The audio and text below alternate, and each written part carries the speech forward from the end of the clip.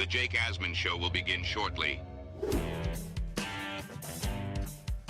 Thanks to all these great Patreon members who help support the show. Get your super chats ready. Jake will be here in just a moment. If you love the New York Jets, this is the place to be.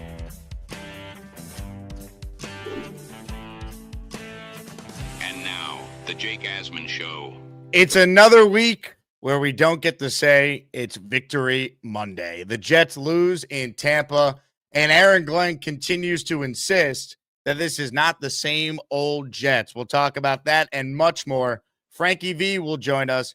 It's the Jake Asman Show. Let's hit it and get it started. There's no such thing as moral victories when it comes to us. Everyone says same old Jets. I hate that term, and I really don't know what that term means. They're not the same old Jets. We're 0-3. Make sure you look at the game. The 2025 New York Jets season is officially here. Can Aaron Glenn lead the team back to the playoffs and finally deliver on the promise this roster has shown? Every step of the journey, the Jake Asman Show will have you covered, breaking down all the storylines, every game, and everything in between. Please subscribe and hit the like button below.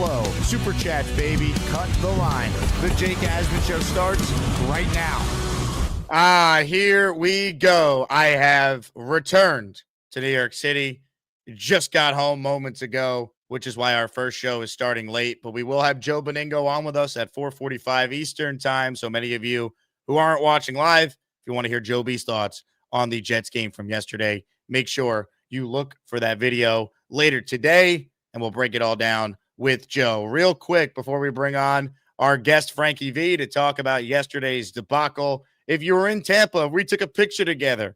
If we had a chance to meet up, tag me in it on social media. We're putting together an epic recap video from our time down in Tampa with the Asmaniacs. So I know I took a bunch of pictures with listeners, and you guys have tagged me in some of those. Anyone who's got photos from the weekend, post it in our Discord if you're a Patreon member that has access to that, or just tag us on social media so we can include it in our weekend recap. And again, thank you to everyone who was so nice, and it was great to connect with so many listeners down in Tampa. With that said, let's say hello to a good friend of the show. He's the founder of U Stadium. He's hosting a charity golf outing with Jet great CJ Mosley on Thursday. Ladies and gentlemen, Frankie V joins us now. Tanky, 0-3. Jets have the first pick in the draft. You must be feeling great. What a time to be alive, baby. This is what I've been waiting for. It's very fitting you have me on now. I mean, it's been a little bit. So, I'm going to talk to people about why tanking right now is the proper approach. No, I'm just kidding. But thanks for having me on, Jake. I'm disappointed. I'm not in a good mood. I thought about it this morning, too, rolling out of bed. This feels like rock bottom for this franchise, doesn't it? I mean, we find ways to find new lows. So maybe it's not, but it's just any energy, any positivity that we had with this team, any good vibes, quote unquote, I just feel like are sort of out the window. We're just sort of going to be floating through the season again and just seeing what we can do. If there's a way for us to maybe knock on that playoff door, but at 0-3, it stinks, man. We had 2 winnable games, should have won yesterday potentially. I mean, we definitely should have won week 1. Yesterday sort of fell in our laps in a weird way, which I don't think anyone expected. It was sort of like we were bleeding out, and then we got life. We were alive, and then we're walking, and we get shot in the head. That's kind of how that's basically what happened yesterday, and it was just a torturous way to kind of lose in a way, because we were all checked out in the second half. I know Jet fans left the game. I know you were at the game. And then you get life and just to, die again. So, yeah, it is what it is. It's just nothing we're not used to. Yeah. I mean, once again, it's 0-3 for the 4th time in the last 7 years. And, yesterday, the way they lost, right? You almost rather them just get blown out, because you wasted one of the most incredible plays that a Jet will ever make. The Will McDonald block kick and return for a touchdown is one of the great individual plays in Jets history. That play never happens in the NFL. I know it happened twice yesterday with the Eagles game, but seriously, and to happen in that moment when your team is down and that puts you in front. And the saddest thing is, everyone I was with watching this, Dylan Terraman could vouch. I said it to everyone there.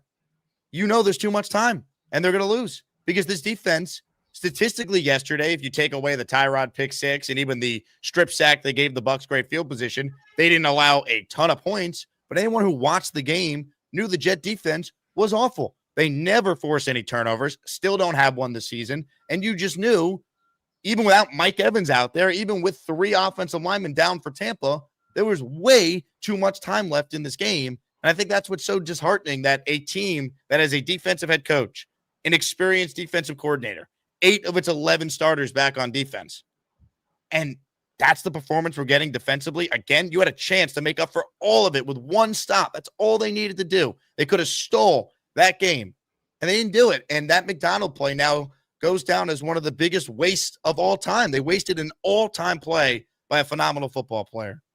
Absolutely, man. And that's a play that if you win that game with that play, you can always point to that play. You can always think about that play as this is sort of a symbol for us being able to overcome adversity and win football games. Look at what we did with a phenomenal player. And Will McDonald's becoming probably my favorite player on this team. I love Will McDonald. He's overcome a lot of adversity. We didn't want to draft him. A lot of fans, potentially the front office, didn't even want to draft him. And they had to because Broderick was picked before him. Will McDonald's turned into a phenomenal player, and he willed almost that win yesterday. You saw him before that even jump off sides trying to block that extra point earlier in the game. So I love what Will's doing and how he's developing. But Jake, back to that last drive, right? I mean, you can't make it that easy for Baker Mayfield, can you? I mean, Steve Wilks, what are you doing, man? Aaron Glenn, to a degree, what are you doing?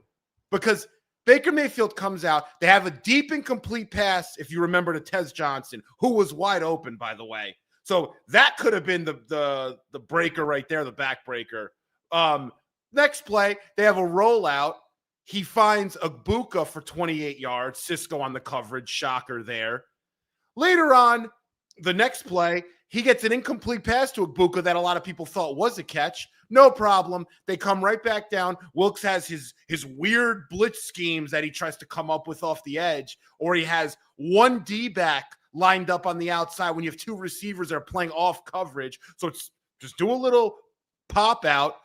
Sterling Shepard runs a wide receiver screen and gets 20 yards, and that's it. They run the ball, Bucky Irving. Baker Mayfield takes a knee. I mean, how easy are you going to make that last drive? 4 plays, man. 4 plays is all it took. And I said it. If the Jets can get a sack, Quinnen Williams, can you get a sack here? Will McDonald, I know you're probably dead tired at this point, but somebody, Braden McGregor, or we had freaking Michael Clemens back in it, it seemed like towards the end of the game. Can somebody just make a play and get a sack? But they really didn't even have an opportunity. I mean, Josh Gizzard, the Bucs offensive coordinator, needs to get some credit here because he really put Baker in a lot of positions to make plays with that patched up offensive line. And you saw it on that last drive. It's just, it can't be that easy. You can't have a play like that, like you're saying. It can symbolize recovery and whatever you want to call it. And they sort of wasted it, and it sucks, but whatever. I mean, it took a miracle play for them to have a chance. And then to hear the head coach basically lauding the fight, it doesn't sit right with me. Wrong time and place. And the biggest issue I think I now have with Aaron Glenn is him trying to tell us fans that you're not the same old Jets when, I'm sorry, Aaron, until you win games, you are.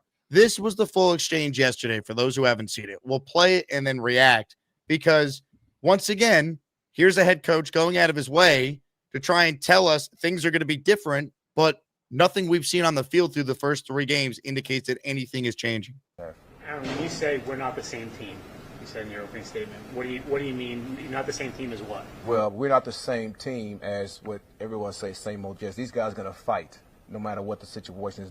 There's no give up in them. I hate that term, and I really don't know what that term means, but I know this. They're not the same old Jets. All right, so these guys are fighters. I love these guys. And listen, we know we have work to do. And I said this before. This is not an instant coffee team.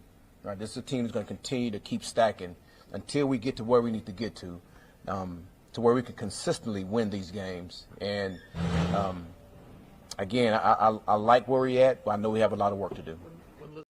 So I hear that, Frankie. He says they're not the same old Jets. ESPN research.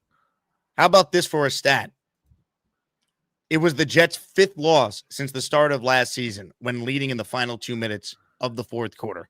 Most in the NFL and 2 more than any other team. When he says they're not the same old Jets, what am I missing? They missed tackles. Yesterday, the Jets, according to Next Gen Stats, missed 19 of them. They're undisciplined. They make crushing turnovers. See the pick 6 before halftime by a veteran in Tyra. That can't happen. And Garrett also, as he admitted after the game, needs to come back to that ball and try and knock it away. They can't get any turnovers. We just highlighted the fact they have 0 on defense, and they always find ways to lose instead of finding ways to win. So when Aaron Glenn goes up there and he says, we're not the same old Jets, and they're 0-3 for the 4th time in the last 7 seasons, which is the most of any team in the league in that span, how are they not the same old Jets? And I'm rooting for Aaron Glenn. He's 3 games in. No one with a brain should be saying, fire the guy. But you lose me when you try and preach things are going to be different. We're going to tackle better. We're going to be a smart, fundamentally sound team.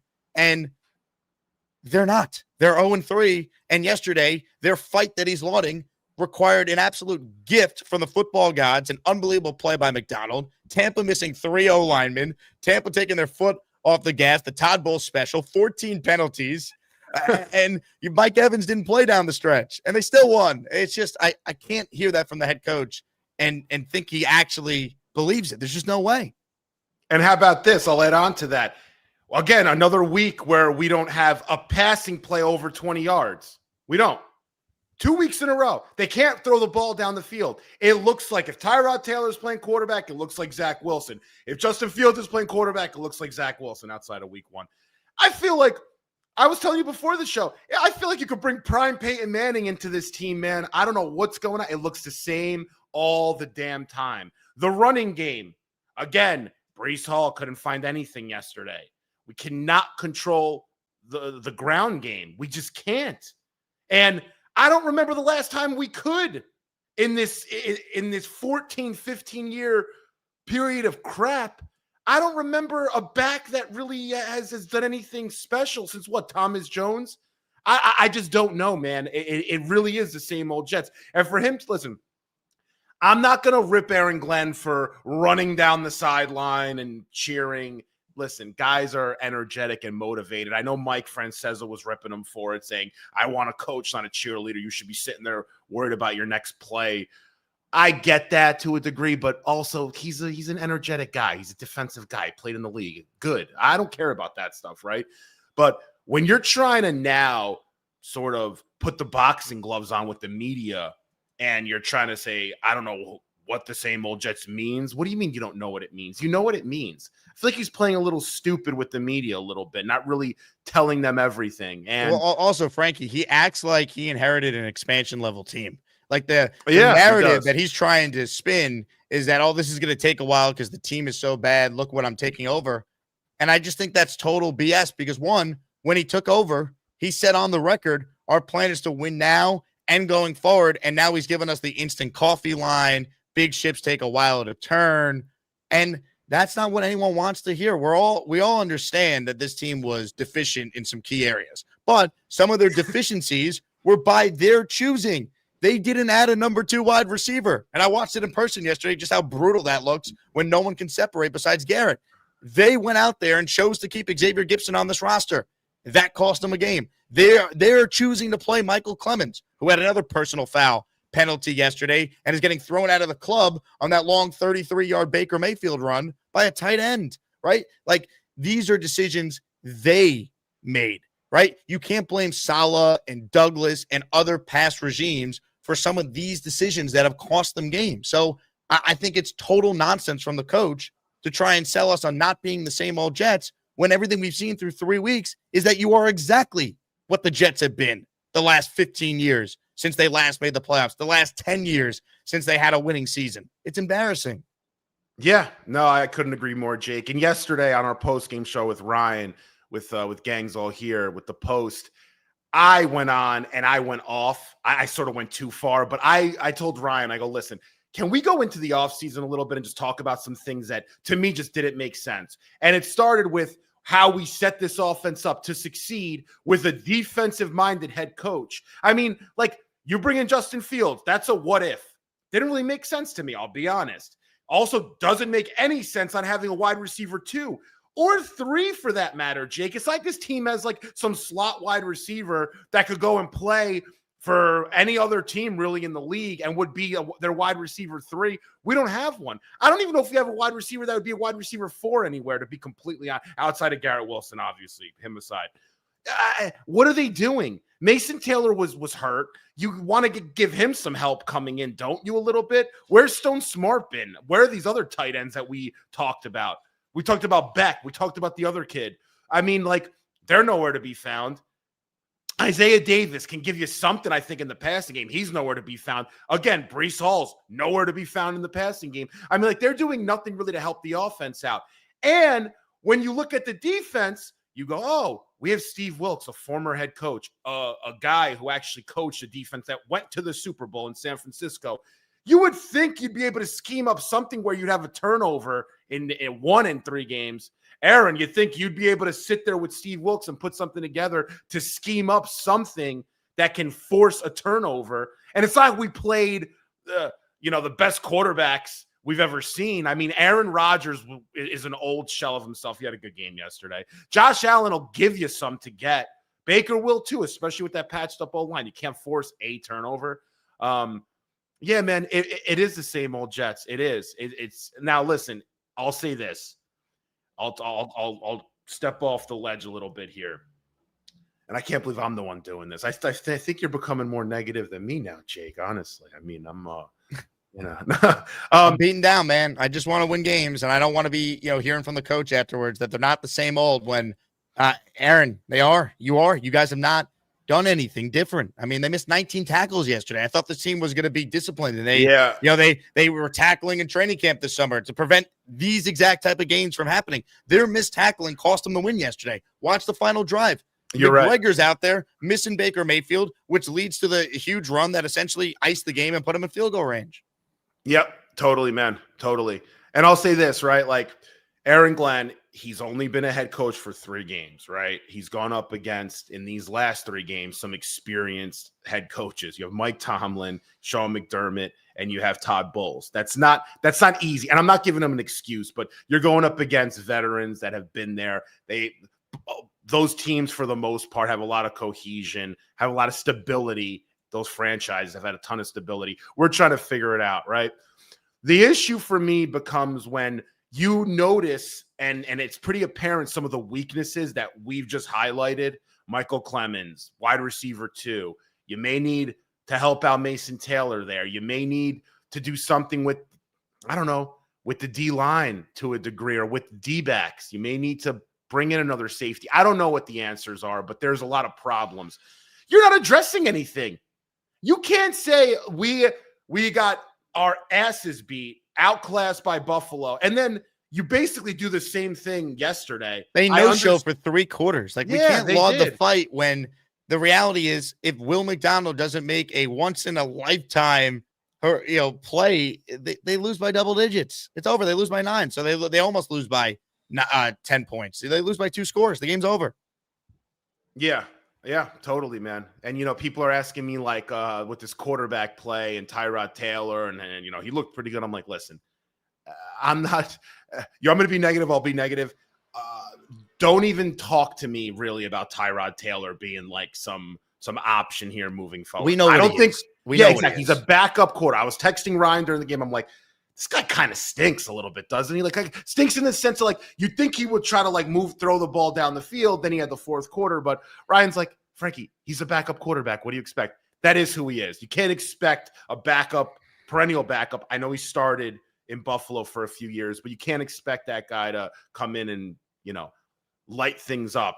He never did. He never will. But at this point, Jake, like I was telling Ryan yesterday, we really have to figure out what the next move is for this franchise. And it may have to be, and I hate using this term, but it may have to be a little bit of a drastic move. I'm not saying with the coach necessarily. I'm not saying with the quarterback. I'm not saying with anything specifically, but they got to make some move that you can look forward to this season. You need that inflection point because it's not going to be easy going to Miami. It's not. It's not going to be easy hosting Dallas and then going to London for Denver. I mean, it's just not. I mean, we can't kid ourselves. We've been doing it too much, man. Well, Frankie, here's the thing, right? Because there are some Jet fans out there who, they only want to be positive, right?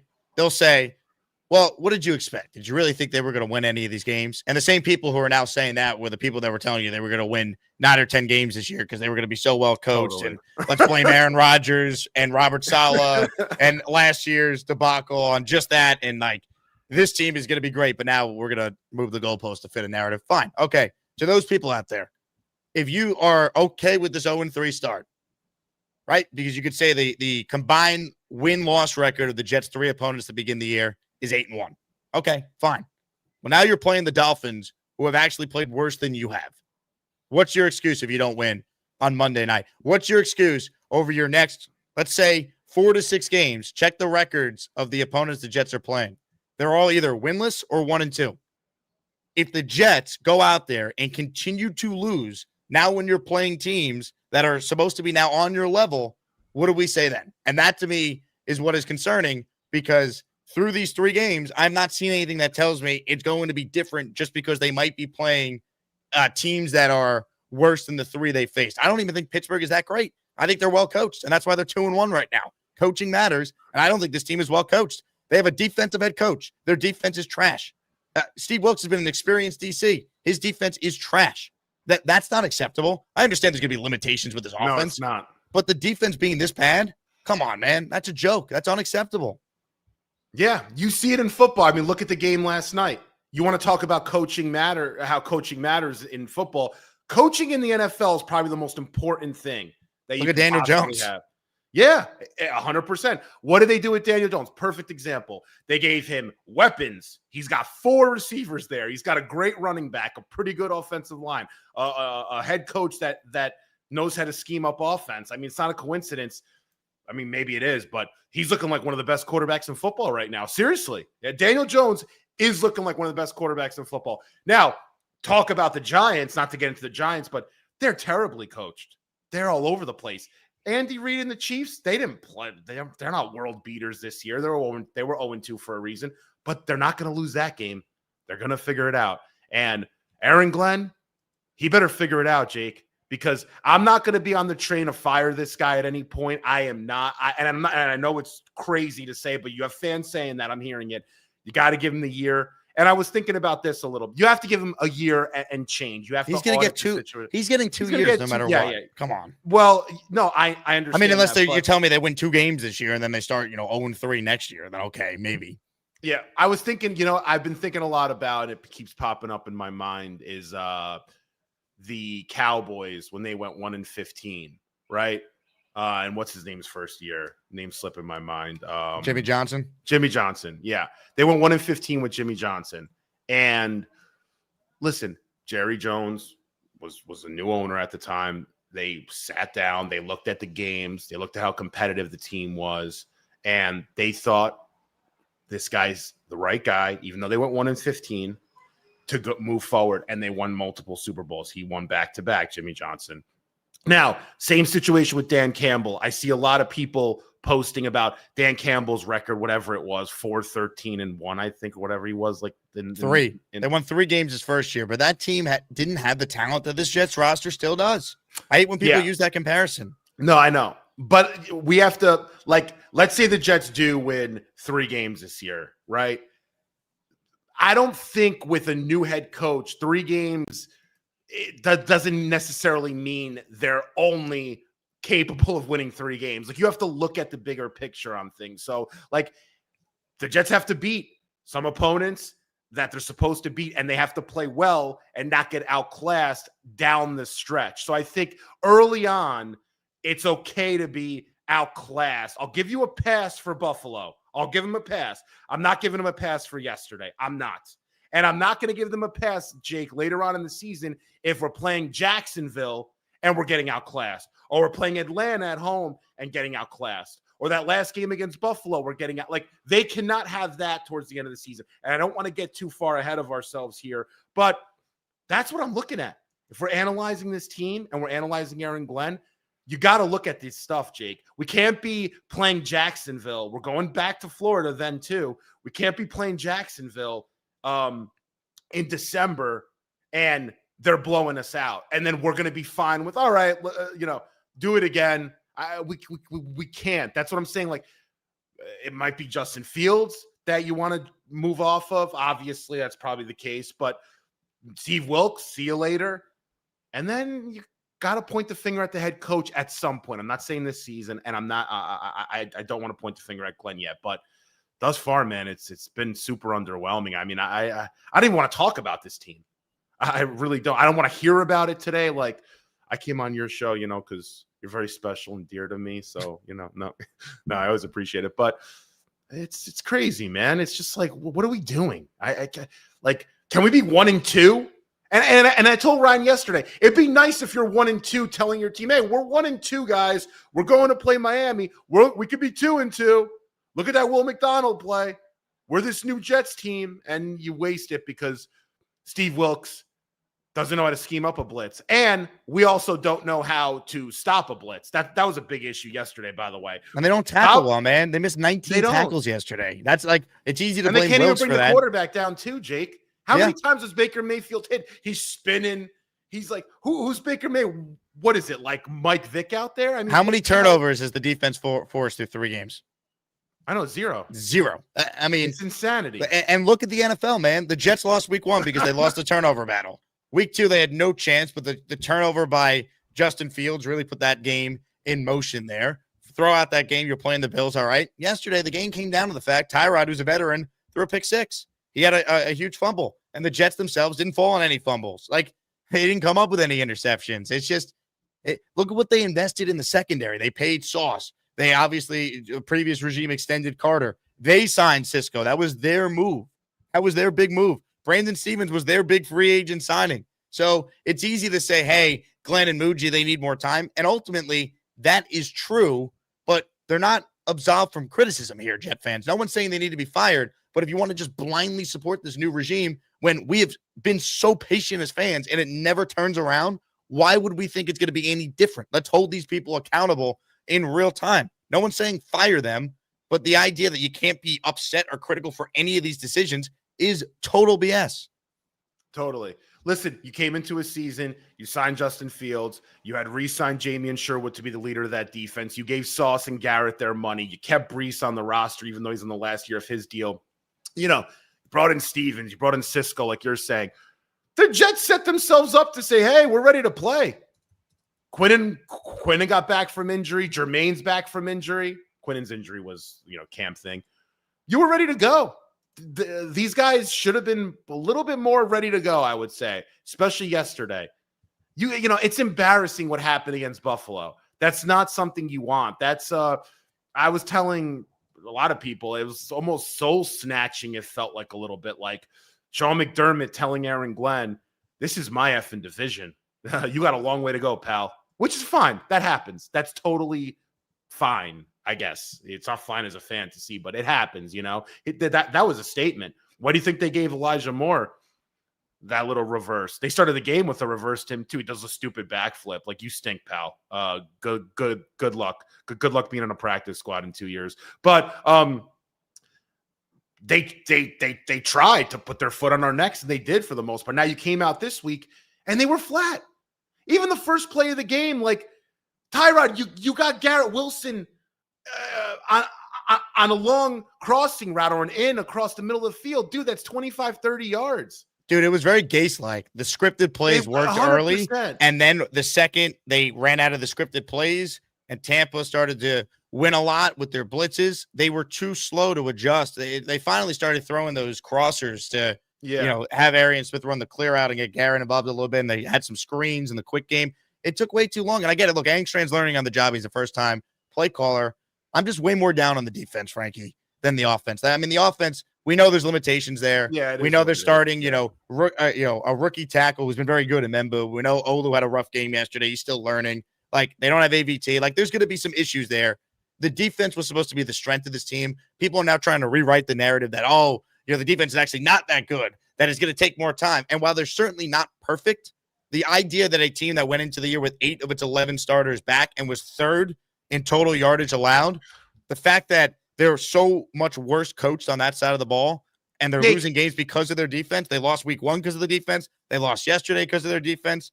It's unacceptable to me. Jake, it's a former head coach in Steve Wilks. Anytime you get a former head coach and say, hey, don't have to worry about the team. All you got to worry about is the defense. And he's got a resume to back him up. Now, granted, his resume is about this long. Steve Wilks' resume doesn't even fit on a screen. Like if you shared his resume right now on the screen, you would need to like double it up. You'd have to have Gator like cut it up in 2 parts. But you coached a defense that went to the Super Bowl. This is what we're looking at. I can't even believe yesterday. I'm like, damn, I kind of wish Jeff Ulbrich was there calling defensive plays. Like the fact that even crossed my mind yesterday is insanity. But there's no excuses. And Glenn, too. Glenn, you're a defensive coach. I know you want to be a head coach. I get it. You want to be the CEO. You want to be the rah-rah. You want to be the disciplinarian, the accountability guy. But you got to scheme up some stuff where that last drive cannot be that easy for Tampa. That was the thing that was the most concerning yesterday, outside of them just not being ready. But that last drive, you came up with nothing. I mean, that play to Sterling Shepard, that 20-yard screen, Jake, that set them up for a really easy field goal to win the game. There was clearly a lack of scheme on Wilks' part and Glenn to a degree. Like, I'm sure you have something you're putting together to stop a 2-minute drill. That's a 2-minute drill. I saw nothing unique. I saw nothing creative. Get after Baker. Hit him.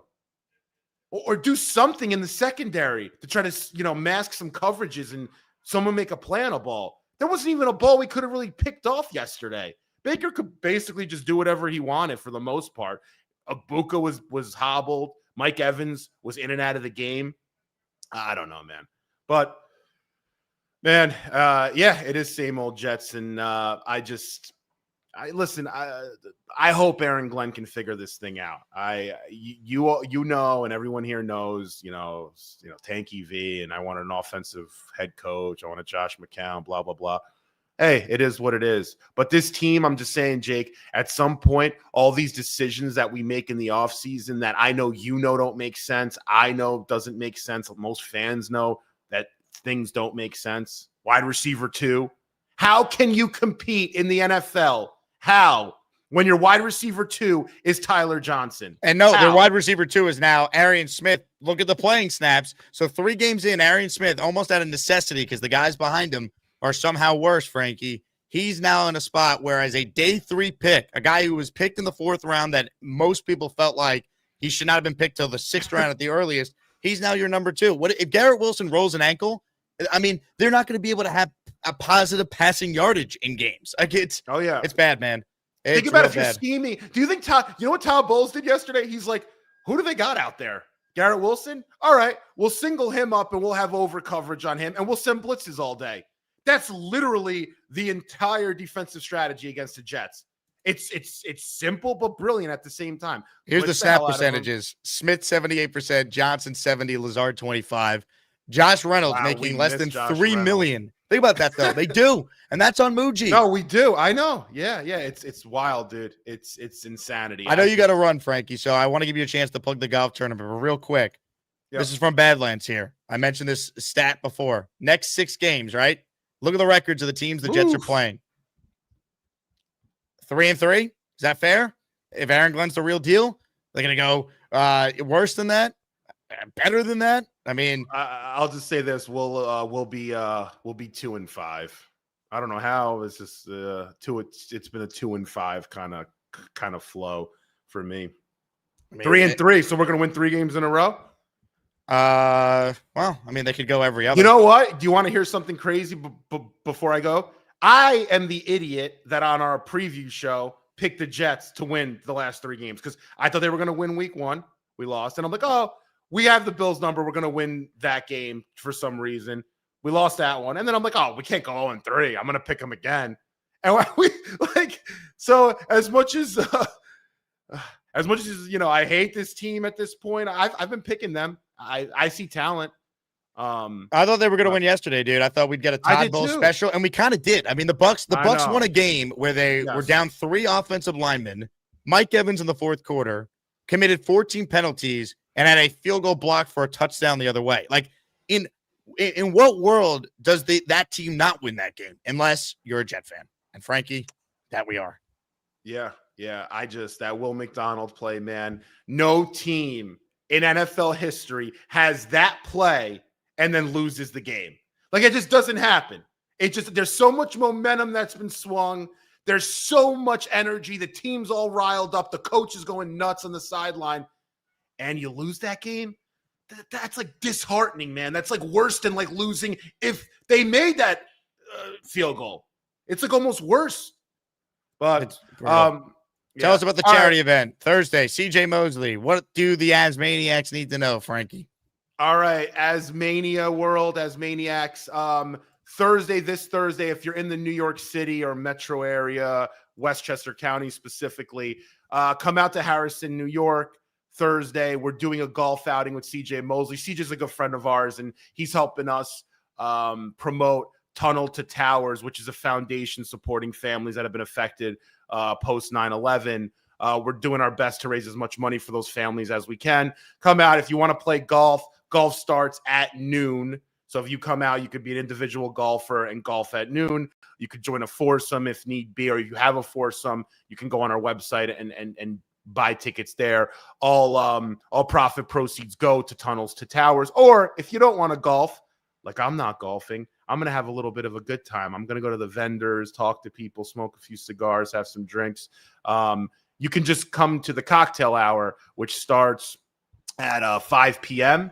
And we'll do a nice dinner and a cool little like award ceremony at 6 and have an auction hour where you can buy a bunch of stuff. And it's always like discounted stuff. So like you get like a Jalen Brunson jersey for like, a signed jersey for basically half the value, or like, a trip to Aruba. But Jake, we're going to talk. I think you're coming up I believe, but we'll talk off air. But yeah, we'll have some people there, some media coverage, and thanks for allowing me to plug it on. I appreciate it. And I know the Asmaniacs love me so much, so I'd love to meet some of you all. But Asman10 gets you all 10% off. Ooh, a discount code. A discount. Asman10. There we go.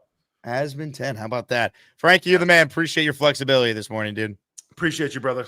Ladies and gentlemen, Tanky V, Frankie V, joining us there in a really good spot, talking about this team, man. I don't think anything we're saying is unfair. I don't. And just for the hell of it, here you go, Frankie. If the season were to end today, the number 1 pick in the NFL draft, the New York Jets. Now, we all know the Jets will not finish with the number 1 pick. The worst they'll be is the number 2 pick. Because we never get the number 1 pick. We know how this goes. That being said, this team should not be this bad, and I will continue to say it. And look, if you want to take the positive route, Jake, they lost to 3 playoff teams. They lost on a field goal to 2 of them. I think you're really trying to spin it, but there's no excuse now over the next 6. Miami's 0-3. They're reeling. You could probably get their coach fired if you beat them on Monday night, a week from tonight. Dallas is 1-2. Their defense can't stop anybody.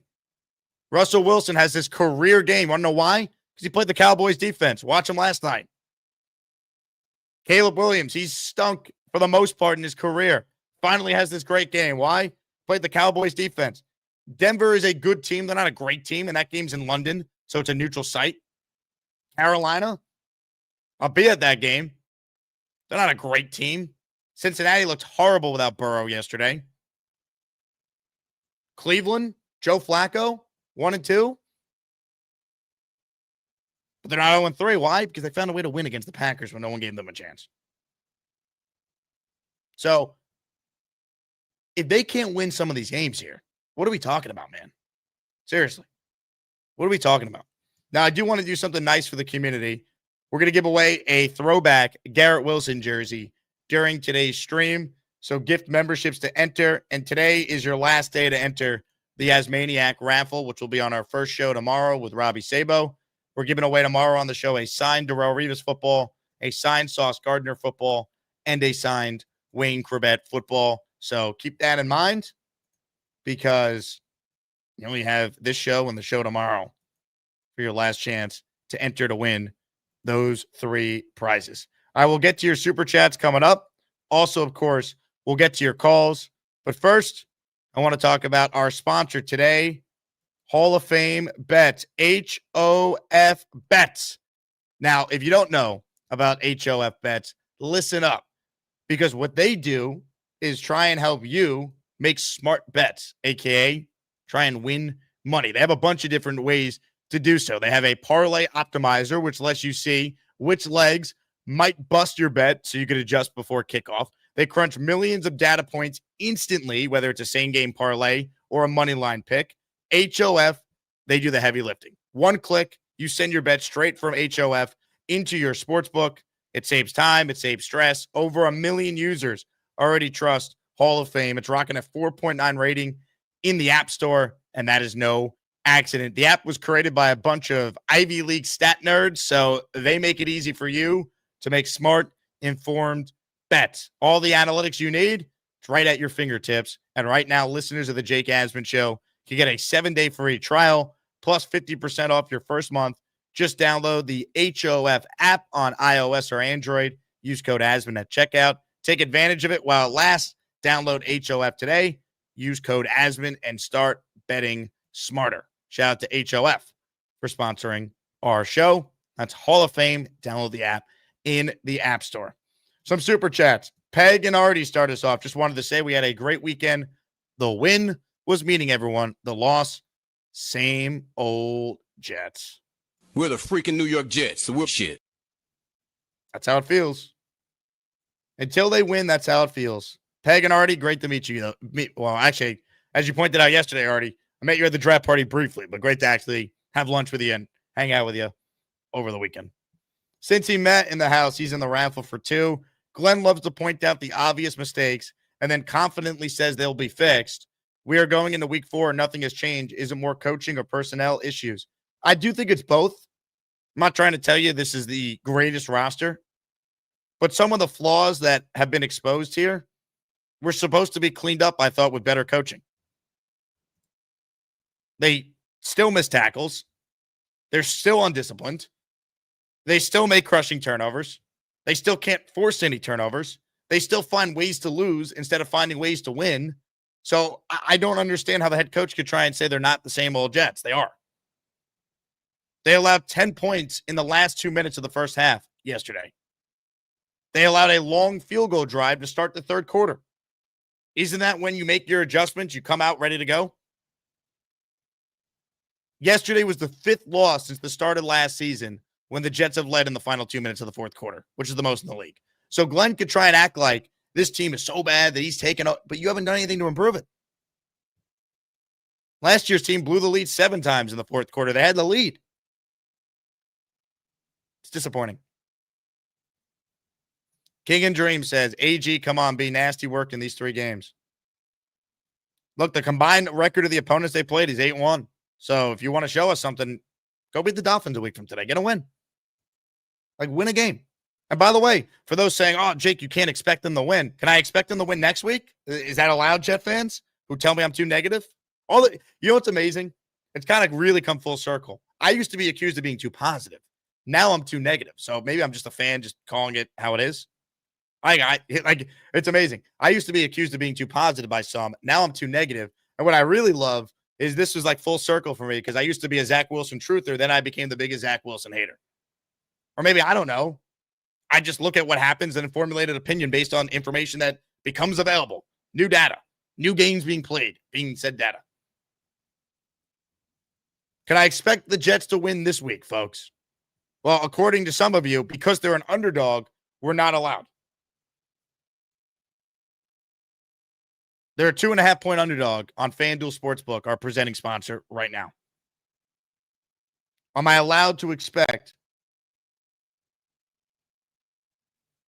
the Jets to win this week, or am I not allowed?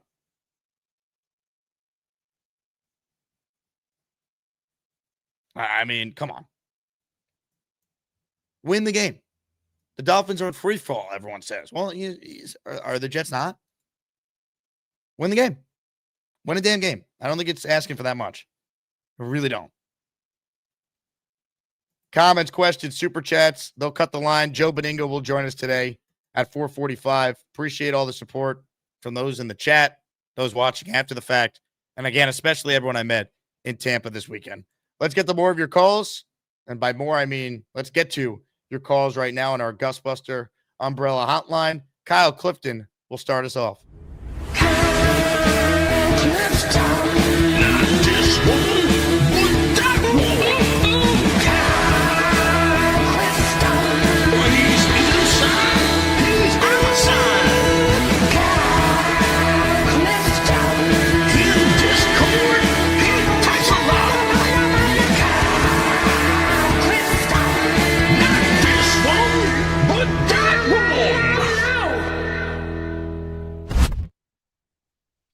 Before we get into the Jets, there's an opportunity for our Yankees to do some good stuff this week. The White Sox and the Orioles are on their schedule to end out the season, I believe. Fatten up on them. And then you have the Red Sox and the Blue Jays facing each other. You can either take the division or see the Red Sox drop out of the race entirely, depending on how that set between the Red Sox and the Blue Jays go. So just shout out to Ben Rice for what he did yesterday. The only positive sports thing that happened to me yesterday. There we go. So I'm with you on what we're seeing. I was having some back and forth this morning with Nick on Boy Green's show. He was kind of taking the silver linings playbook there. I don't see it. Like, we knew that there were problems going into this offseason, whether it was a free agency or the draft. Weapons was one of the problems. Defensive line was, I think, one of the problems. They were down 3 starting linemen yesterday, and they were able to hold us to 1 sack. And that speaks volumes about the talent along the defensive line besides Quinn. And I understand Jermaine was hurt, but you can't have that. The whole idea of the game is you have to get to mid-20s in points, right? And suppress the other team from doing the same. This is the same for every week for every team in the NFL. So that means you got to get off the field. You can't commit stupid penalties. You've got to be able to make plays, get after the quarterback, make sure that they have negative plays on their ledger, sacks, turnovers. We don't do any of that stuff, and it's disheartening. And I feel like some of the stuff could have been mitigated a little bit better if we took the approach. I think Green Bean said something about this on one of his videos this past week. They traded up in this draft, right, to go get certain players. Maybe it was Tyler Barron or whatever. They traded up for Barron, and he can't play right now. Right. You don't do that unless you're a team on the cusp and you absolutely need to have a guy. They should be a team that's looking to trade back and bring in guys that might be able to fill roles. And they weren't able to do that. And I understand it's not always easy to trade back, but when you have a good deal of picks, you should be able to do that at some spot in the draft. And you should just keep an eye on plays you like and cherry pick them as you add these lottery tickets. To me, not taking an additional defensive tackle or an edge somewhere in this draft besides Barron, who can't get on the field, is malpractice. I wasn't able to watch as closely as I was able to because I had a track meet and some soccer games yesterday, but it seemed like same old Jets to me. I was kind of sickened by what I was looking at. That said, this is not a very good team we're going to be facing next week.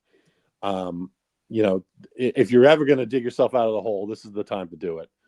I appreciate your time, Jake. Well said, Kyle. It's incredibly disheartening because they're making the same mistakes that they did with previous regimes, and Glenn sold us on it being different. No one's saying they had to be 3-0. 0-3 for the 4th time in the last 7 years. That's the most of any team in that span. They were 2-1 last year. That happened. They should not be 0-3. A well-coached team wouldn't be 0-3 right now. That's the concern. They're not well-coached. On defense, they're a joke. A joke. I understand Jermaine Johnson didn't play. That's also on the GM and the coach, who's the end-all, be-all. He has full autonomy. So when we blame Muji, it's also a criticism of Glenn. You really wanted to go into the year with Michael Clemens as your third edge? Really? Really? That was the plan? Let's be real. The two Miami guys that Muji took on day 3, if they weren't on scholarship because they were new picks by a new regime, they didn't deserve a roster spot, especially Barron. He did nothing. They chose to go into the year with no wide receiver 2. That was their decision. They chose to have Josh Reynolds be wide receiver 2, making less than $3 million. They chose to keep Xavier Gibson on this team, costing them a win. Like, I'm sorry, guys. I'm not taking the same BS. Oh, instant coffee. We're building Legos. It takes time. Win games. That's the only thing that matters. I don't need to be lectured by the head coach. You're not the same old Jets. Everything you've done has been same old Jets so far. Blew a 9-point lead in week 1. You lost. Didn't show against a division opponent in week 2. Didn't show up. You're down 30-3 after the third quarter. They pulled all their starters. They could have scored 50 on you that day if they wanted to. And yesterday, while they deserve some credit for not getting blown out, we're not doing moral victories. They got handed this game. Todd Bowles' team got penalized 14 times. 14. They were missing both starting tackles, their best interior linemen. They missed Mike Evans for the last couple of drives in the fourth quarter, and the defense still couldn't get a stop. Force a turnover. Get a sack. How, man? Well, they're not the same old Jets. Come on, man. They are. You are until you win, Aaron Glenn. It's a battle you don't want to pick a fight over in the media and with fans. You don't want to go down that road. Why? Like, he's so concerned about that. Coach your football team. And then they say they'll get it fixed, but Saleh said they get it fixed. Obrick said they'll get it fixed. Bowles, Gase, they all say they're going to get it fixed. It never gets fixed. Just fix it. Win games, man. Their schedule coming up is favorable. It is. You played 3, maybe, playoff teams to Super Bowl contenders, right? I think the Bucs are probably a 10-11 win team this year.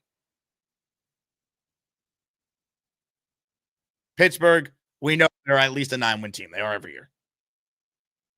Buffalo, probably the favorites to win the Super Bowl. I believe at FanDuel they are. Okay. Now you play Miami. They're 0-3. Dallas is 1-2. Denver's 1-2. Carolina's 1-2. Cincinnati doesn't have Joe Burrow. Cleveland's 1-2. Like, someone has to win this week, right? So if things are different, start winning games. That's all we want to see. No one's asking for you to be a playoff team. And it's disingenuous when Glenn's talking about, we didn't have Super Bowl expectations. Everyone wants to. No, man. We wanted you to be competitive and win football games. Competitive against good teams. But if you're trying to sell yesterday as they were competitive, I think that's fool's gold, man. I think you're just looking for a reason to believe blindly. They were not competitive in this game. I was there. The Jets were outclassed for 3 quarters. Todd Bowles' defense took their foot off the gas, as we saw how many times when he was the Jet coach. And the Jets made a couple plays. They got back in the game. It took a miracle from Will McDonald. That play should have been, the number 1 play everywhere on TV today. Would have put Will McDonald on the map, and now it's forgotten. Because the defense, which has 7 years between Glenn and Wilkes of defensive coordinator experience, couldn't get a stop against a banged-up Bucs team without their number 1 receiver out there. Really? That's why I'm disgusted with it, man. I really am. Like, don't tell me they were competitive yesterday, Aaron Glenn. You really weren't. We're lauding the fight. The Jets' social media account is tweeting no quit. It's tough.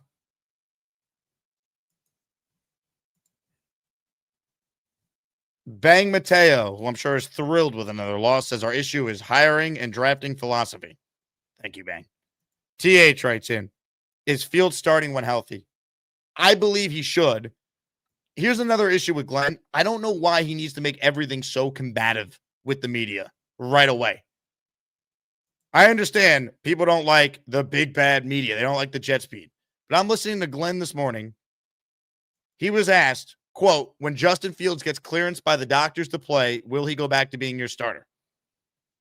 And then AG said, well, we'll talk about that today as a staff. We will make sure that we come up with the right answer for that. So I know what you're trying to ask, all right, but we will make sure that we talk about that as a staff first and foremost.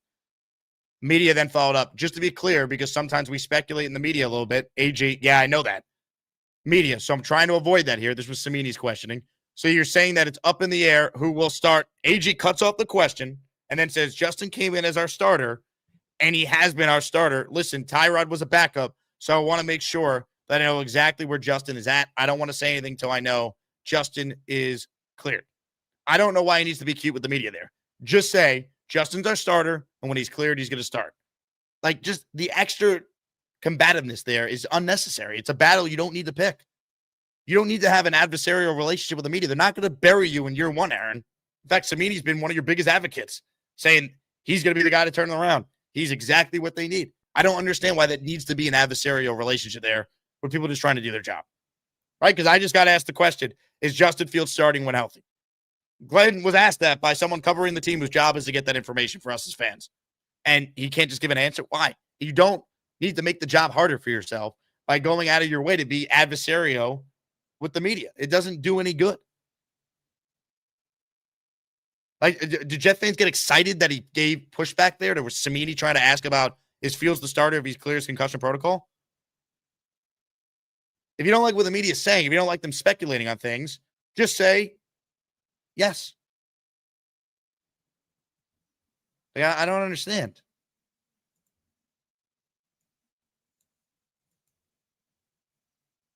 Like, this past week, they could have said, hey, Fields is in concussion protocol, but we're going to wait and see. They named Tyrod the starter on Wednesday. They didn't have to do that. But now, God forbid we ask the question if Fields is the starter, if he clears concussion protocol, and we got to play games. I just think it's silly. I don't think it does Aaron Glenn any good. Adam is too cool is up next. What's up, Adam? Hey, so I get it. We're not a top team. I think we'll find out on next Monday, if we're actually a bottom team. We don't know. You're right. Like, the schedule is favorable now. I actually think that was why Glenn was clapping. He was probably like, thank God these first 3 games are over. Maybe he was really scared about how his team would come out in these first 3 games, and he was relieved that now you've got 6 games that are way better on paper at this point. Maybe he has that sense of relief. I mean, it is tough to throw a new coach into a schedule like that against really good coaches that have been around the block, that are experienced, that are good. So, I think they chose to hire a first-time head coach. That's just true. So you know, though, like, yeah, you're right. This was their strategy. This was their guy. They didn't even interview some of the guys that have won Super Bowls that were out there with previous coaching experience. So, I mean, this is any Jet fan's concern with a first-time coach. Yeah, he's learning on the job. He might be able to learn on the job and be really good at it, but last time they hired a coach who was learning on the job that turned out to be a good coach was Rex Ryan, and that was 15 years ago. Yeah.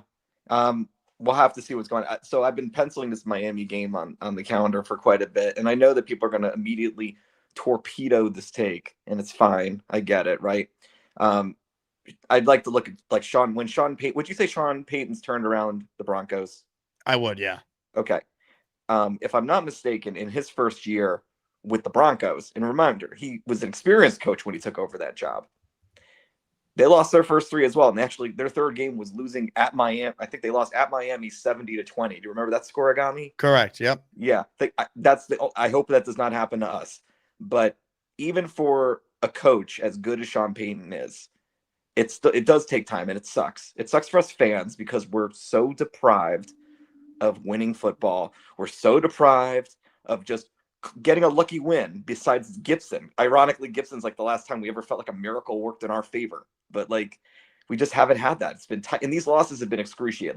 The 2 out of the last 3, those close games, moral victories aside, excruciating. Hate losing by 2 points. It sucks. It really sucks because it's like you were right there. It could have swung the other way. And when you see the level of detail that's needed by all sides of the football, that level of detail required mentally to get the games and to win those games. That's what you need, right? You can't throw a pick six when you have a talent issue. You can't muff a punt return like Gibson did. You can't forget to tackle. You can't have stupid penalties. Those are all the little things that Aaron Glenn's got to coach out of this team. And then you had said, and I agree with you, right? Was it 8 out of the 11 returning starters from last year's debacle of a defense are back? All those people have to unlearn everything that Saleh tolerated and Ulbrich tolerated as well. And it's an uphill battle, but I just hope that this has just been a situation where the schedule was really brutal and we can absolutely pile on the Dolphins and feel really good about like, okay, like it can work. We have enough talent to actually win games. Because I think that's where we're all frustrated. I don't think we have a ton of talent, but we have more talent than our 0-3 record indicates, as he said. I agree with all that. The concerning thing is they could very easily lose to Miami right now. They can. And so here's how are the they other way stopping their offense? Seriously. Like the one thing about Miami is as bad as they have looked, the one thing they can do is they usually beat bad football teams. At least that's been their MO with Tua and McDaniel. The Jets are a bad football team with a very bad defense right now. Like that's the problem. Yeah, and you know what else? You know what actually frustrates me? Like the defense has been consistently bad. The offense has no consistency at all. You had good fields, you had bad fields, and now you got Tyrod Taylor. There is no offensive like rhythm. Like they're not learning what works right now. So they might as well be at week 1 again because they don't know what's actually working and what's not working and what to undo and what to do. And that's why you don't see like anything good coming out of wide receiver 2 and lower. It's absolutely nuts. And I feel bad for Garrett Wilson. It's like all on his shoulders. And there's no easy answers to it, but I also like we do need to throw the ball a little deeper. I don't know why all of a sudden we think the Hackett offense worked last year because we look like the Hackett offense in terms of creativity and in terms of throwing the deep ball. We got to start throwing the deep ball. We got to do that. We got to use the whole field, not the first 20 yards. No, I mean the reality is they never take chances downfield, and they've yet to throw one go ball to Arian Smith, and I thought that was going to be a calling card to open things up. So I agree with that. I just, they need to be better, Adam. They need to be better. I don't care if they're, in 2 of these 3 games, technically watch the game. They got blown out yesterday. And then it took a miracle for it to look like it was a 2-point game. Like that's not what happened yesterday. And Glenn trying to spin it otherwise, I think is silly. You're right. It's the same mistakes. Look, as down as I am on him and everyone right now, go win a couple games in a row and people will start to be excited. Like it's not that hard. Like you know what? It's the NFL, man. The Browns just beat the Packers yesterday. Go win football games. I have to ask, right? And this is asking of our star players: Sauce, Garrett, Quinnen. Will McDonald showed up yesterday. The playmakers have to make plays. Like we don't need to have 52 playmakers, but can our top 10 playmakers make more plays? Get the sparks going, because I think that Will McDonald play was really good for a spark. Like we really needed that. We need everyone to have those kinds of moments, and we got to have at least one of those a game to keep things not being so stale. It feels really stale right now, and I think that's also, as a fan, incredibly frustrating. Yeah, good call, Adam. I saw the same tweet Dylan did that Jets Dolphins is airing on Comedy Central next week. The only good part about that game next week, folks, it is part of a doubleheader, which means if the Jets, embarrass themselves in primetime like we've seen so many times over the years, it won't be the only game on that everyone's watching. I mean, that's all I got for you. Jet Buff says, Saleh won 4 games in year 1 with Zach Wilson. There's no way the Jets are winning 4 games this year. They better win at least 4 games this year, John. The last time the Jets started 0-3, every year of that 0-3 start, besides 2020, they did win at least 4 or more games. So they've started 0-3 4 times in the last 7 seasons. In 3 of those years, they did win more than 3 games. So they better win at least 4 games. Saleh won 4 games with Zach Wilson and a way worse team. Be kind of funny, though, in a sick, twisted way if they do win 4 games, because that was my I smell 4 wins bit. And then I finished with 6 wins as my actual prediction going into the year, 6 or 7. I think I settled on 6. I was going to say 7, and then AVT got hurt on that Tuesday before week 1, and I moved him down a game. There's limitations with this team. But you know what? It's not an excuse to be 0-3. Not when you've had a chance. If you were like, if they were just getting beat because they didn't have talent, it'd be different. I think they're getting beat because they're poorly coached, and that's concerning. On defense, they've allowed how many points? Right? 22 yesterday. Should have allowed way more than the 30 they allowed in week 2 to Buffalo. And week 1, they couldn't get a stop to save their life. Rodgers had 4 touchdowns. Super chats cut the line and help me have a job. So thank you to everyone out there. Big fella says, great call, Adam. Excellent job. I agree. That was a very good call by Adam. Hennessy says, all summer we heard how great the defense was. Yeah, that was supposed to be the expectation, right? That'd be a very good unit. They'd force more turnovers. They have a former first-team All-Pro on all 3 levels of its defense. And look, we could blame Wilkes. Who hired Wilkes? Glenn's a defensive guy. Take over your defense. C says Miami's not going to be a cakewalk. They went blow for blow with Buffalo, and now they'll be coming off a long week with a coach who essentially is playing for his job. Glenn better have his guys ready to show up. Anyone who thinks this is going to be an easy game for the Jets does not watch the Jets. It's a division game. You're on the road. I know there'll be a lot of Jet fans there. I will not be there. But I know a ton of people who will be. And I agree. You got to be ready to go. Can they get back to running the ball? I hope Fields is cleared and he plays because I do think that added element is what they need in the offense.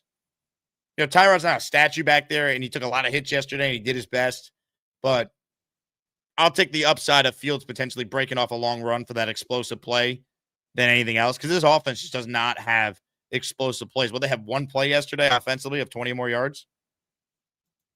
You know, and they got to get Brees going again, man. Brees Hall yesterday had that 1 17-yard run, and then that was it. Braylon Allen's done nothing. I mean, this team's supposed to be able to run the ball. And I get it, they're down. But they weren't down the entire game. The game was 13-6 with a couple minutes to go before halftime when the pick 6 happened. You can still run the football when you're down 13-6. You don't have to completely get away from it then.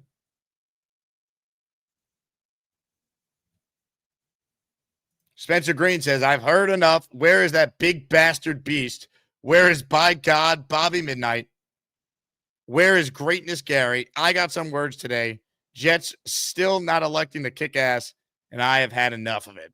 Spencer, God bless you.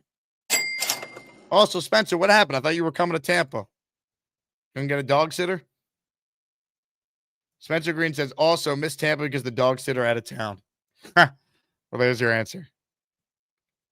More of your calls. Pork of the morning is next. Pork, how we feeling? Oh, I feel terrible, Jake. I mean, I want to vomit. Let's look at this. We can't block. We can't tackle.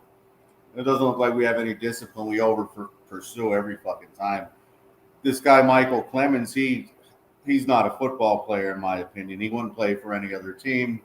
The Memphis Showboats play a half a mile from my house. He wouldn't even play for them. Trust me, I'd make sure he doesn't play for them. Something really needs to happen, some type of drastic move. I don't know if somebody needs to be cut, fired, traded, whatever. I don't know how many plays we had of 0 or negative yards yesterday, but it was a lot. More passing for negative yards, that's a problem.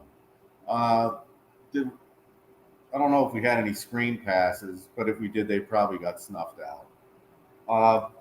What else? We won 3 games in a year, going back to week 3 of last year, which is disgusting. And just, I mean, we had that first drive that Tampa had. I don't know if you remember how many times third down penalties, this, that, the other thing.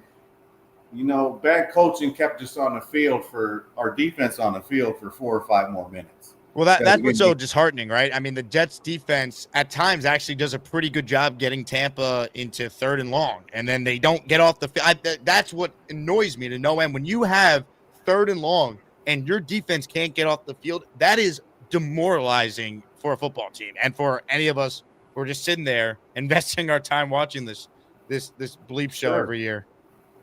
Sure, definitely. Just that first drive, I thought after that second penalty, when they got they didn't make it, they should have let them kick the field goal then, or at least attempt to get the defense off the field. They just flat out, they're not that good at this point, and just having them out there is a liability, more plays than what they should be. I mean, the missed tackles, just, the blocking and tackling, that's the core part of football. And if you can't do that, you stink. And that's why we stink. And another part of it's discipline.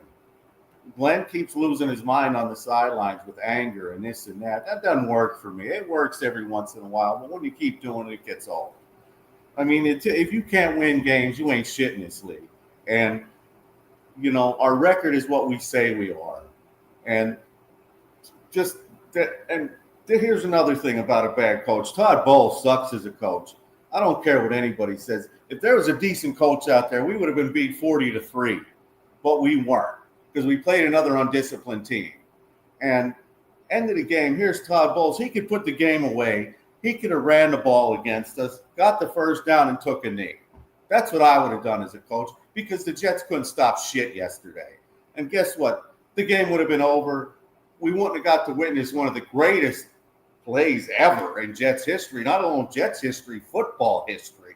He leaped over the line, snatched the ball, picked it up, and ran in for the touchdown. I've never seen a play like that. I lost my mind, and then I had to come right back down to earth figuring I know what's going to happen, and it did. Bang, bang, boom, right down the field. And if the Jets had half the heart that their fans have, that we have as maniacs have, we would win 10 games and be in the playoffs every year, but we don't. Instead, we got coaches that are unmotivated, that have their heads so far up their own ass, they can't see anything. And with that, I'm out. I'm done with my rant. Jet life to the next life, guys. I love you. Ladies and gentlemen, pork in the morning. We're the freaking New York Jets, so we're shit. Pain never stops, baby. But we do have the best fans in sports. Paul Taxter, he is the first. That's how you know the fan base is down right now.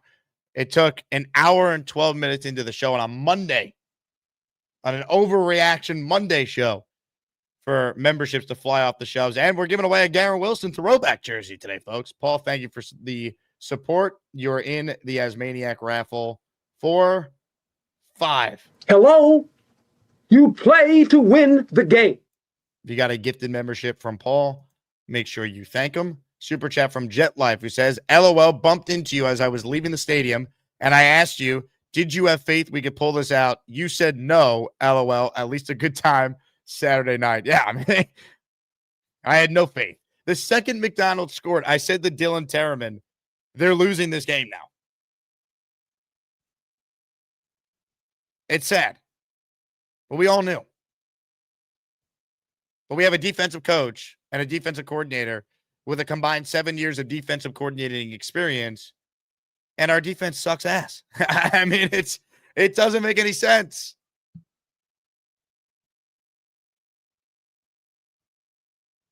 Bo in the house. Shout out to Bo C. I don't know how many times I have to say this. Double tight ends, two back set with Allen. Brees and Fields run everything from that formation. Wins. I mean, it'd be nice if they could just run anything successfully running the ball. They had no run game yesterday. It was bad. Real bad. It continues to be bad. And it's incredibly discouraging. But it's 14 games left. And if they want to turn it around, go win some games. That's it. We're all going to keep watching. We're not watching. We know how this goes. We're playing Monday night next week. Go win.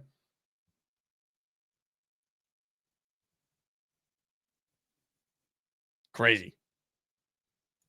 Hey, we're presented by ZipRecruiter. Waiting for the right candidates to apply. Man, that could be tough. Sorting through resumes, that also could be tough. Trying to get in touch with potential candidates, huge pain. Finding candidates, but they're not actively looking for jobs. You don't want to deal with this. Folks, ZipRecruiter, makes the future of hiring look much brighter. ZipRecruiter's latest tools and features help speed up finding the right people for your roles so you save valuable time. And now you can try ZipRecruiter for free at ZipRecruiter.com/audio.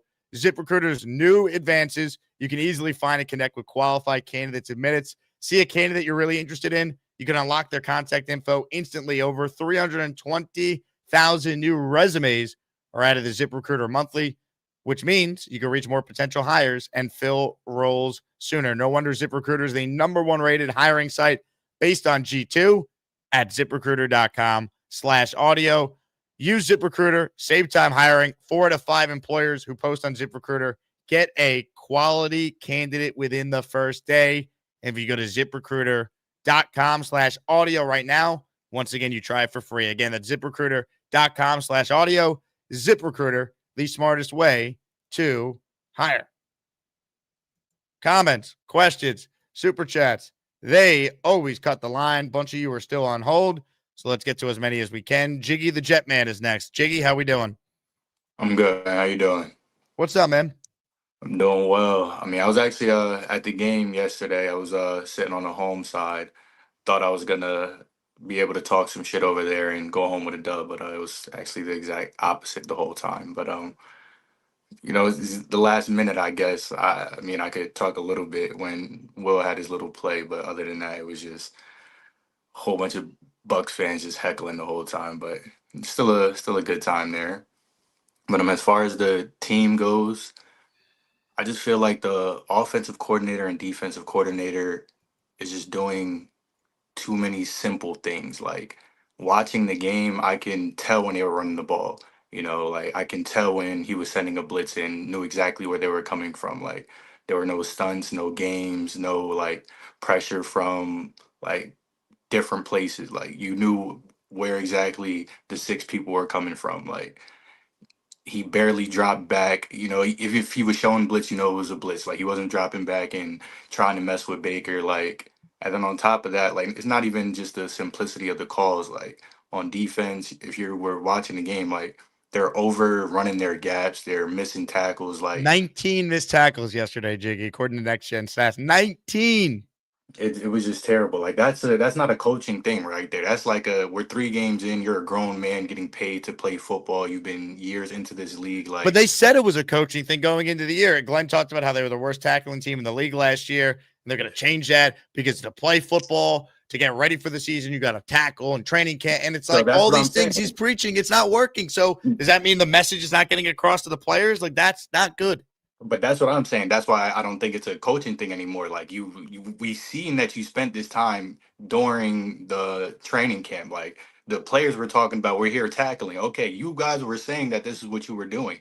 Now it comes to it actually being portrayed and have to, you feel me, like be on the field. Like Quentin says, it's bad identity, bad DNA. He's saying that because we've been practicing this. This is bad DNA that needs to leave us. Like that's a man thing. That's a look in the mirror thing. Like there's no reason that you shouldn't overrun this gap, and yet you're still overrunning the gap.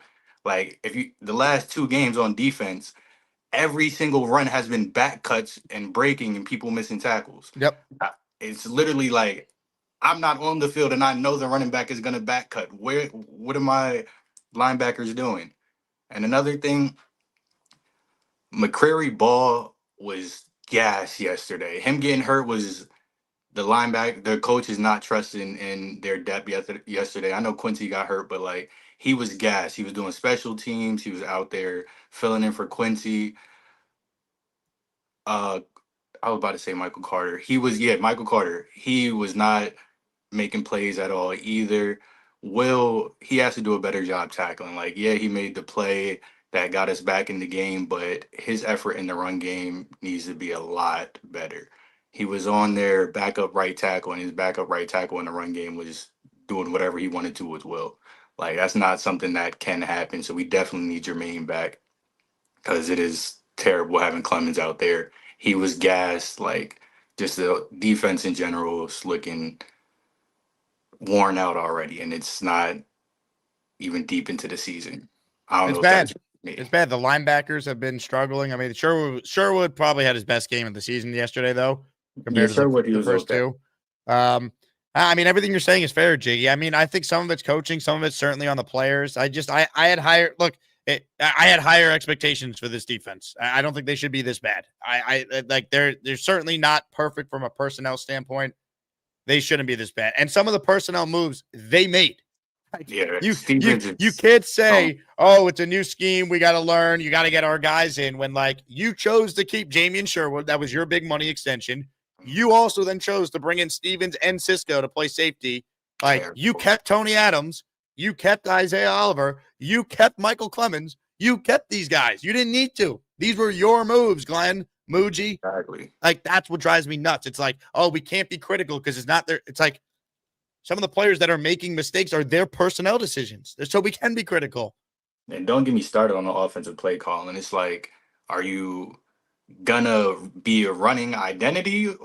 Because you can't run the ball past the line of the scrimmage at all. Or are you actually gonna put trust in your receiver that you paid $100 million into and try to throw him the ball down the field? Like how many times did you look up and see Arian Smith wide open down the field and no ball being thrown to him? Like I've looked up probably 3 times in the game yesterday. Well, Tyrod was under pressure. That was the problem too. The line did a terrible job picking up the blitz stunts, and I mean, Simpson had a bad game. Olu had probably his worst game as a pro. The only positive O lineman, Membo continues to be the real deal. Like he was like not a problem at all. It was all bad yesterday, man. I mean, they were bad for 3 quarters. So when Glenn's talking about the fight, it's very misleading. Like you took advantage of a Bucs team that was missing 3 O linemen, Mike Evans in the 4th quarter. They committed 14 penalties, and we saw this with Todd Bowles when he was our coach.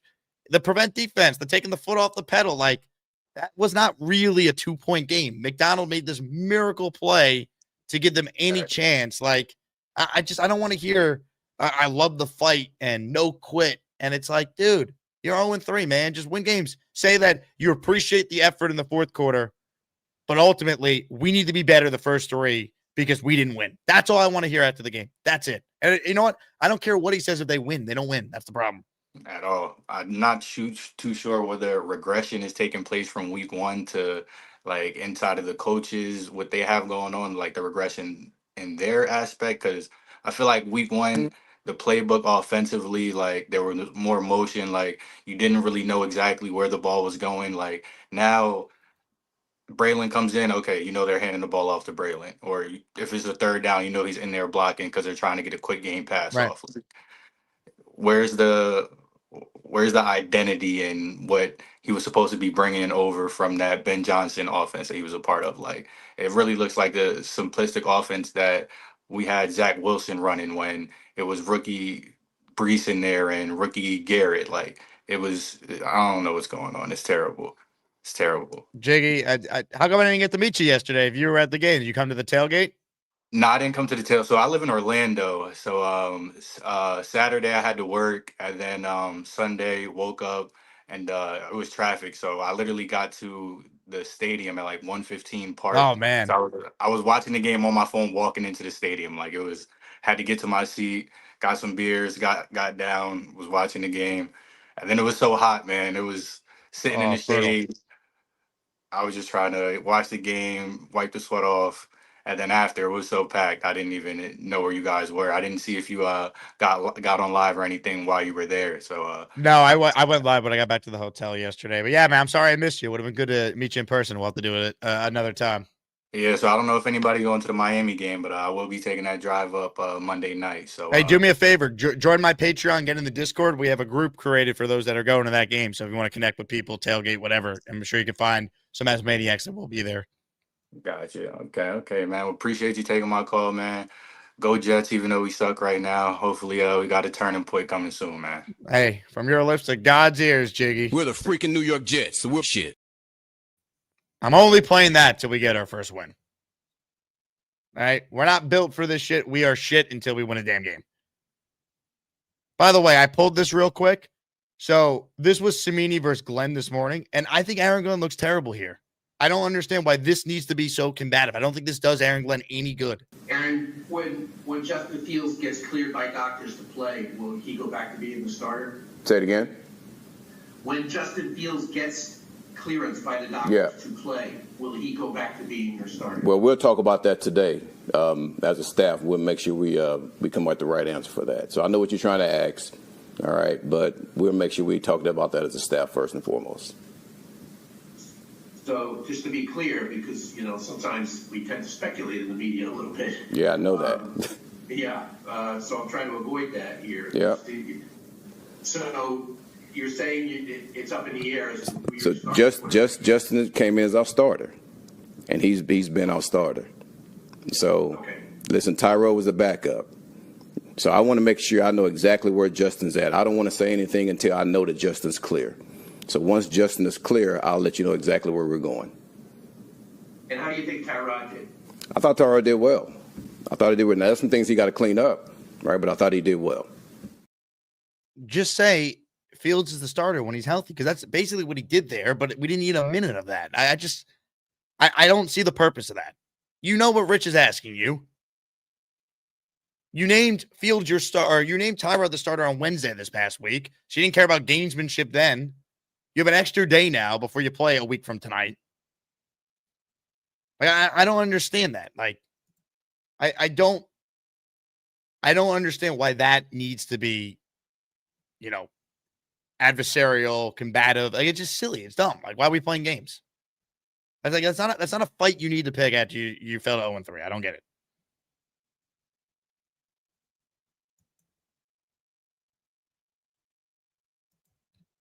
I just think it doesn't do him any good. I don't think if they win games, it doesn't matter, but they're not winning games right now. So there's only just puts more pressure on him and the team that feels that. And the owner who reacts to what people say online and whatever. And if you don't want owner interference and you want this new regime to have a shot, like, I just don't think it big picture does you any good to like pick these silly battles like that. Fighter Jet, Super Chat, Aaron Glenn's dance after the McDonald touchdown gave me concerns, acting like this game is over and clapping after a loss. Talks no moral victories, but acts otherwise. Don't get it. The celebration of him with the McDonald play, I don't care, right? I thought Brian Costello had a great take on this. People criticize Saleh for being stoic and lacking zero emotion on the sideline. I don't mind that Glenn's excited that his defensive end made an unbelievable play. That's one of the greatest plays any football player can make. What Jonathan Vilma I saw on the broadcast, there's maybe like 5 guys in the entire league that can make that play that had that athletic ability. He's right. I have no issue with that. I didn't like the clapping after they lost. You lost. You're selling moral victories when you clap, and that's what it looks like. Austrian Jet fan gifting a membership. Thank you, sir. You're in the raffle for 1. Bo C. He just gifted 5 channel memberships. Bo knows. Bo knows football. Bo knows baseball. Bo knows tennis. Bo knows basketball, too. Bo knows channel memberships. Garrett Wilson throwback jersey is the prize in the raffle today, so gift away to enter. Raymond says, take away the 2 offensive turnovers. Defense really only gave up, 15 or 16 points. You can't take it away, though. You can't. And also, why can't the Jet defense force turnovers, right? They had a chance to week 1. Aaron Rodgers loses if Brandon Stevens catches an interception, if Michael Carter catches an interception. The Jets don't fall on fumbles. They have 0 turnovers through 3 games. So don't try and defend the defense with take away the offensive turnovers and they only gave up what? No, man. Let's say you take away the pick 6. They still gave up 22 points. Too many. Because when they needed to get a stop, they didn't get it. If you're trying to tell me that because they only gave up 22 points, the defense played well, you didn't watch the same game we all did. They did not play well yesterday. I was there. They did not play well yesterday. So some of it is attributed to, I think the scheme is not putting guys in the best position for success, and some of it's on the players too. We always want to blame the coaching staff, and a lot of times it is fair. But, then we give the players a pass too. It's collective, man. This defense has too much talent to be this bad. The Steelers defense forced 5 turnovers yesterday, or 4 turnovers yesterday. Like, that's what the good defenses do.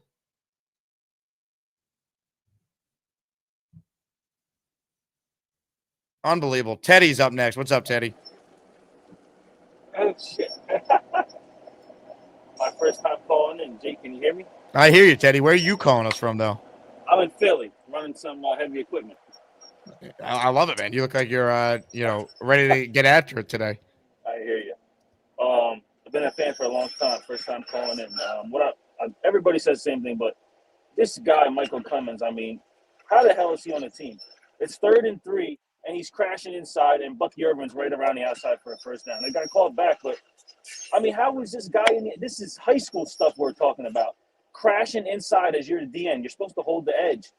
Every time he's crashing inside, I mean, this guy is it's unbearable to watch this shit anymore. Dude, you're preaching to the choir. They can only blame themselves for misevaluating their depth internally and thinking that they could fix Clemens. Yeah.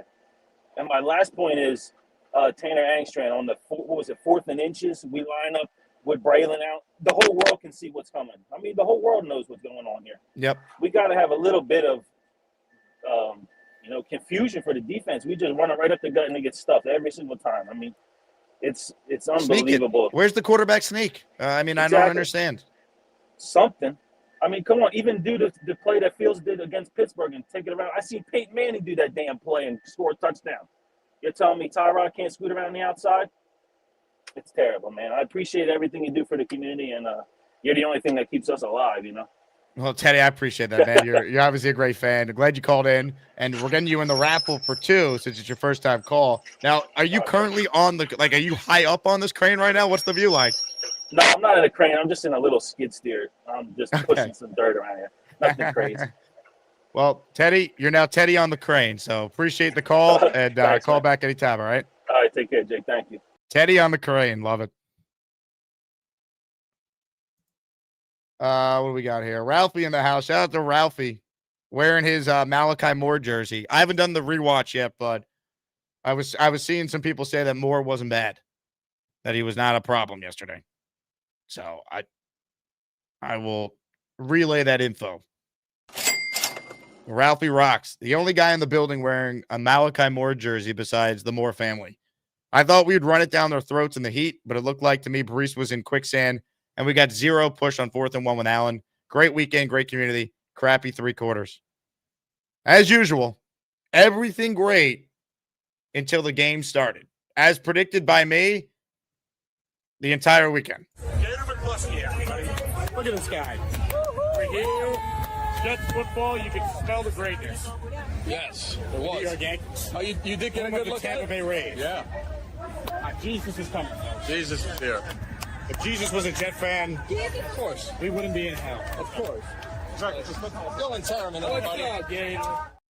Full recap, slideshow video is in the works. So if you took any photos this weekend, throw it in the Discord. Tag me on social so I can send it to Gator.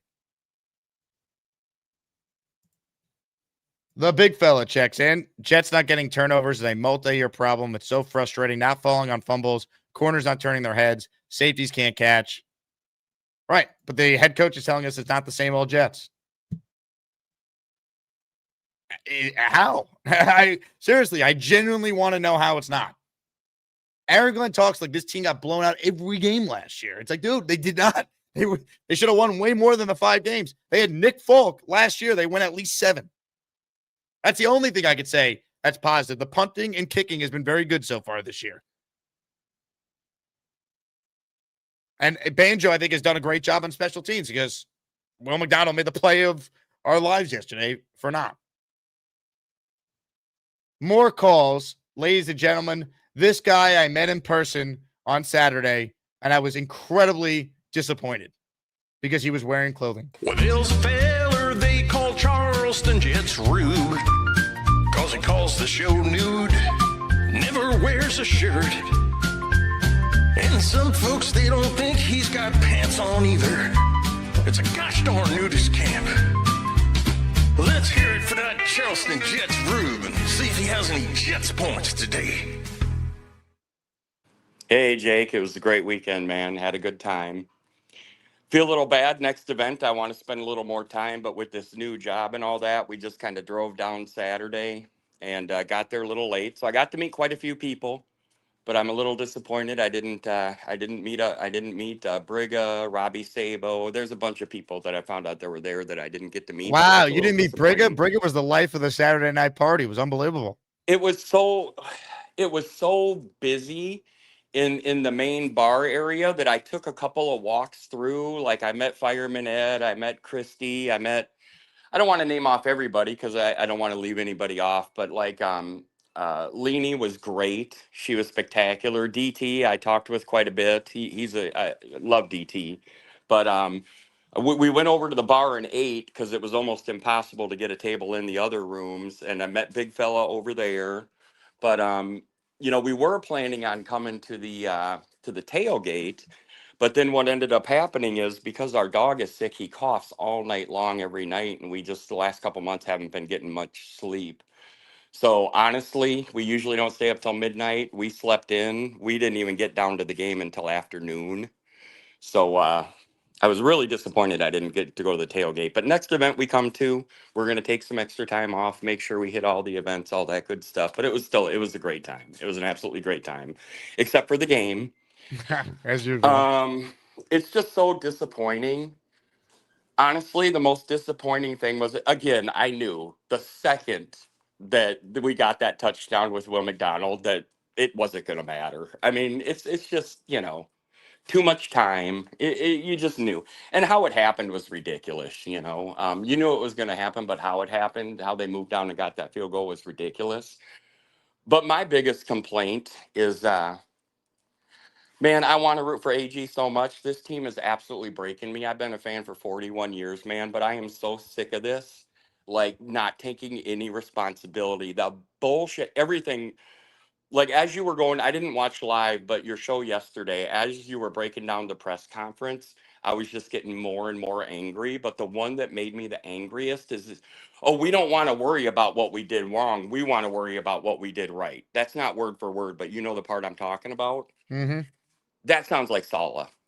That sounds just like Saleh. And like, I hate to say this, but outside his first year, our roster, his first year was way worse than it is now. At least we had hope, like one of those years till like Thanksgiving, and we always had hope until like Halloween. I'm afraid that we're not going to have any hope beginning of October for anything this year. It's absolutely freaking ridiculous. It he's got to start taking responsibility. And I'm not a big Woody Johnson fan, but I honestly think AG feels too comfortable in his situation because of his relationship with Woody. I think Woody needs to light some kind of fire under his ass because this taking no responsibility is Robert Saleh all over again. But Robert Saleh actually had better results with an equal or lesser roster. Well, it's And early my though. biggest I mean, fear, they're three games in. I think this team is going to win more than 4 games. I do. I don't think Saleh won 4 games his first year with a horrific roster. If Glenn can't win more than 4 with this team, that is very concerning to me. no, yeah, my point is more like the second year because I think the second year under Saleh was probably more comparable with our roster. Yeah, I mean they And were 6-3, 7-4, and then collapsed. that's what I'm saying. At least we had hope all the way like close to like Thanksgiving, right? And the most Jet thing coming into this year, all the teams like the Clevelands, the Atlantas, and all those teams, I was like, easy win, easy win, easy win. Miami, easy wins. I don't feel that way anymore. And, not to bring negativity and speak this into existence, but the most Jet thing to happen against Miami this week, we knocked Tua out with a concussion. Zach Wilson comes in and fucking beats us, man. That is Yeah, such a I mean, Jet thing to happen, man. I have no, I'm a glass half full guy. I went from 9-8 to 10-7, and I'm not saying that it's not possible, but the way they're looking now, I just, I mean, I know we got to give him more time, but I was all about. I was after the AG hire. I wasn't super upset because he's one of us, but I was there with you. I wanted an offensive head coach. I did want someone with experience, but more than anything, I just wanted an offensive-minded head coach. And it just seems like it's the same thing. Outside of Adam Gase, it seems like all we do is hire these first-time defensive-minded guys that just can't get it together. Now, I'm not saying AG won't, but the tack that he's taken, some of his answers with these press conferences, man, he needs to take more responsibility, man. He just needs to take more accountability for the team. I thought players were going to be held a lot more responsible after he got rid of Gibson. That doesn't seem to be happening. I'm going to love my Jets regardless, but man, it's becoming really, really, really hard to defend this team, man. It's just, it That's why they got to win games, Rube. That's it. They got to win games, man. That's the only thing that matters. That's it. Like it say, whatever he wants at the podium about not being the same old Jets, you are till you win. We're the freaking New York Jets, so we're shit. You are till you win. Period. Now, I cannot believe you didn't see Dave Briga. I mean, Dave Briga was the life of the party. Women were flocking to Briga the entire night. Everyone wanted to get a word in with One Punch Dave Briga. I saw it with my own eyes. It was remarkable. People were believing in achievement, the likes of which we have never seen. There was so much achievement believing. It was remarkable. Seriously. Everywhere I went, people believing in achievement. And then the game started. Now, one thing I didn't know until this past weekend was that people seem to love Gator McCluskey. Gator groupies were everywhere in the building Saturday night, especially. I mean, it was a who's who of lovely ladies going up to Gator McCluskey. It was outrageous. I've never seen anything like it. All my years of living. You made a fool of yourself. I got the clip, yeah, no doubt. And if you call me Kevin James, then I'll knock your ass out. Bitch, I'm Gator McCluskey. Gator McCluskey. Clipping up your shame. Yeah, my edits are crusty. Gator McCluskey. Gator McCluskey. Your worst hot take is my dinner plate clumsy. Gator McCluskey. Gator McCluskey. Yeah, the bitch is swoon, 'cause I'm freaking Gator McCluskey.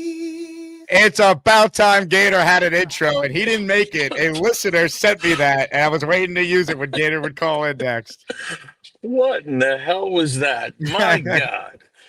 Oh, I'm seeing it on a tiny little thing on my phone in the car, and I'm a little nauseous right now. I wish I had never seen that. Man. Wow, I totally threw off my thought. I had a great time this weekend, Jake. It was good seeing you, of course, as always. Meeting so many different people that I hadn't met before, a few that I had. You mentioned about Briga being the ladies' man, but don't forget Rick Kent, man. He was, every time I turned around, he seemed to have somebody wrapped around his finger, right? That is true. I did see a lot of I did see why we refer to him as the great Rick Kent numerous times over the weekend. Man, he's awesome. I got a nice picture with him, as well as most others, which I'll try to put something together. Yeah, man, it was a great time. The game, You brought your son to the game. It was his birthday yesterday. Yeah, so actually that was what inspired me to call in real quick, because there's just so much to talk about, and I don't want to bore you with my game takes.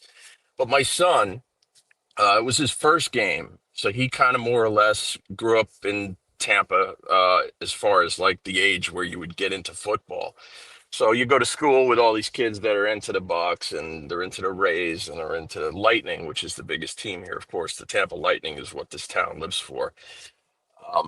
So as he approached the game, I was like, "You're going to root for the Jets, right?" And he's like, "Well," he's like, I do have like some love for the Bucks, but whatever. But what happened during the game was a pretty incredible revolution of watching him evolve into a Jets fan. And then, of course, watching him evolve into a disappointed Jets fan. It was incredible because he literally had he was Switzerland when the game started, and then slowly but surely, and he started to really root for the Jets and started to get passionate to the point where when that kick return or block kick return for the touchdown, I've never seen him so animated, so excited. It brought tears to my eyes to just see him Wow. so incredibly happy. And again, first game, it's his birthday. He was just absolutely floored by that moment. And I could tell in that moment that he was forever going to be a Jets fan. And I held on to that sort of, wow, this might end up being the greatest Jets game I've ever witnessed. This might be the greatest weekend I've ever had as a Jets fan. But it wasn't, right?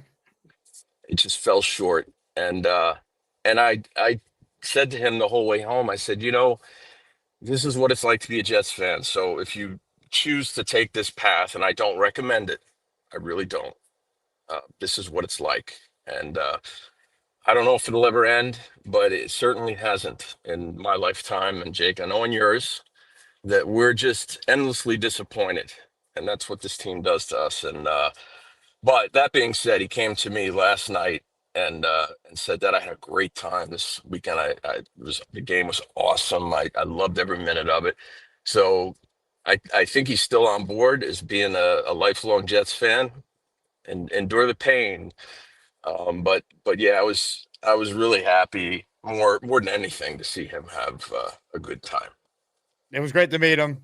Great to hang out with you, obviously. It's just a bummer, man. I say it every time, but I said it to you guys walking in. I don't know if you have that on video if you're putting it together, but I'm like, everyone enjoy this right now. We probably have already had the most fun that this weekend is going to give us. I said it to everyone at the tailgate, the event on Saturday. There's video. There has to be video of me saying it when we walked in with a big group into the stadium because I knew. I've done it so many times where the best part of any of these weekends is never the actual game.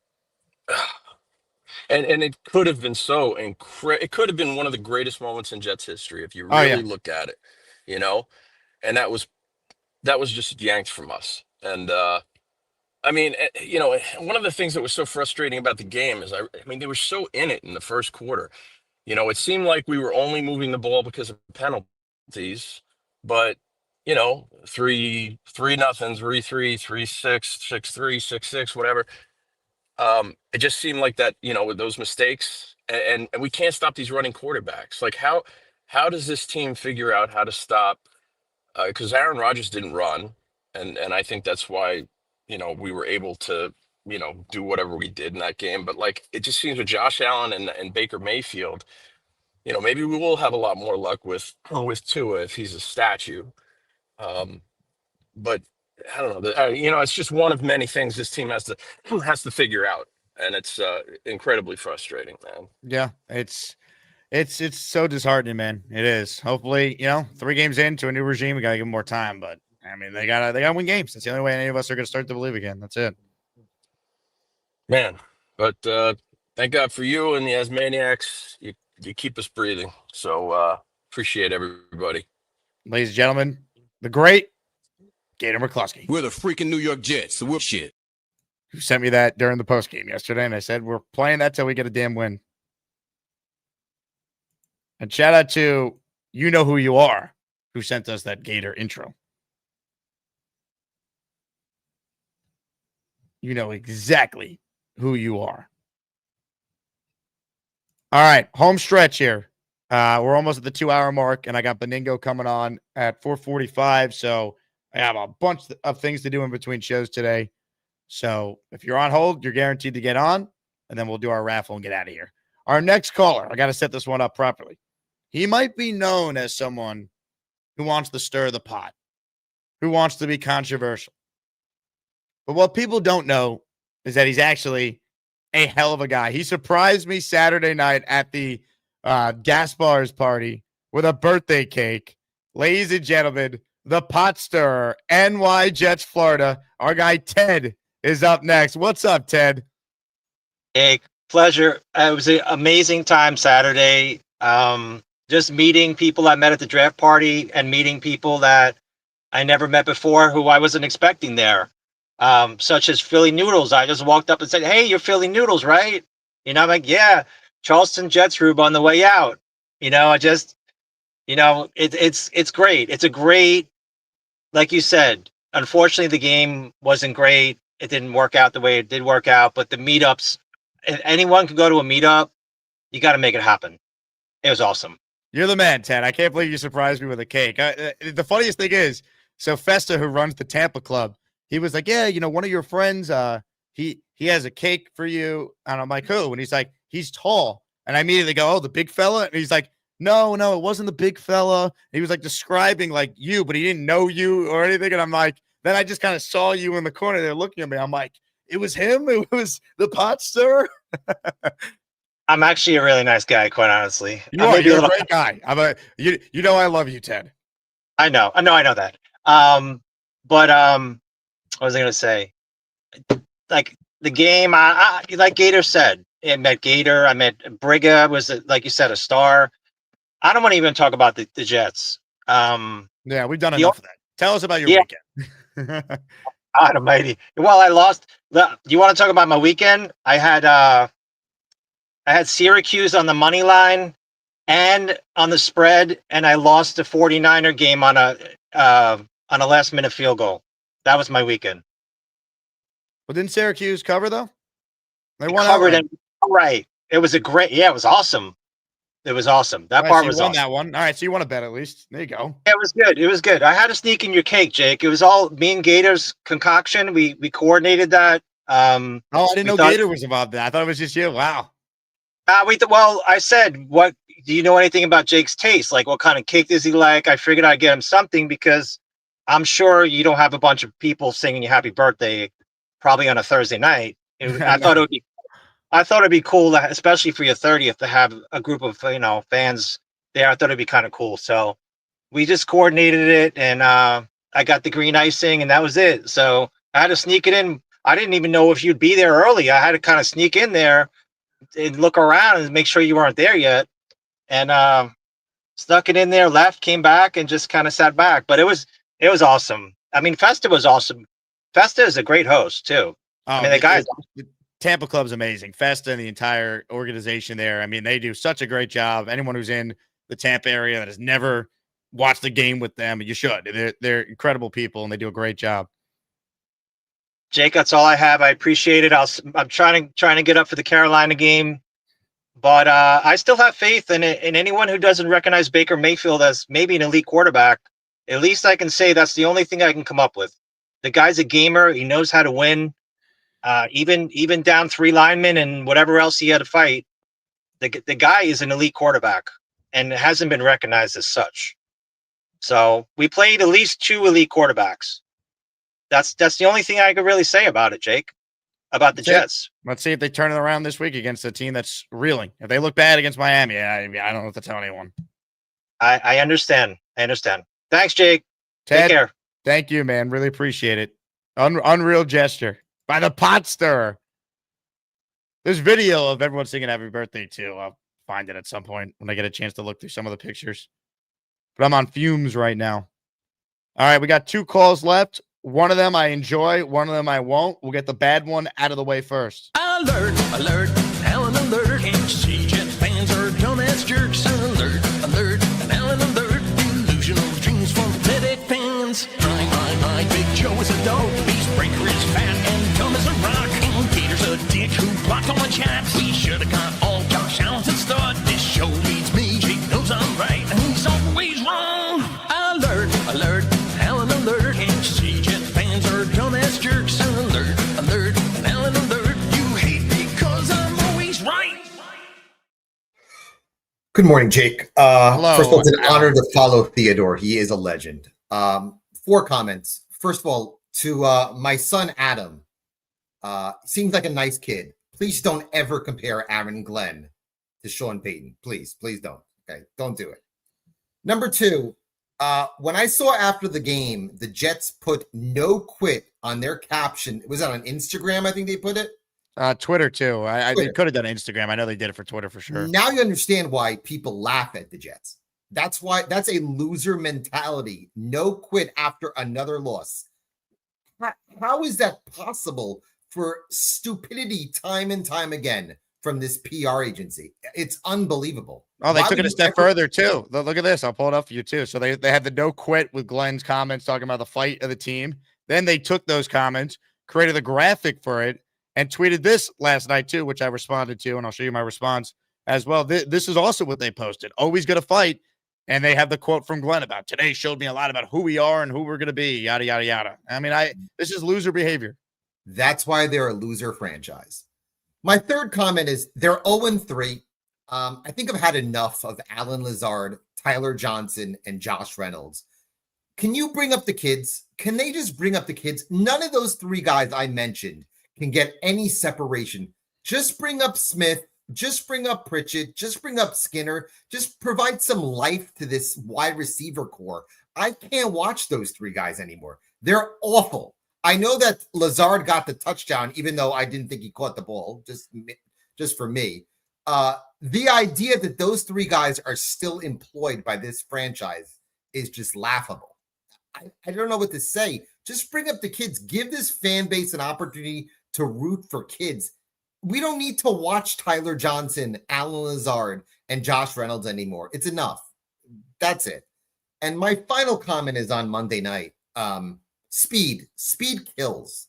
The idea that Jet fans are confident when you have Tyreek Hill, Jalen Waddle, and Devon Achane on the other side against this putrid defense, and you're confident that the Jets are going to win this game, you've got to be kidding me. Would you be shocked if they won, though? Like, I'd be very surprised right now if they won that game Monday night. I would.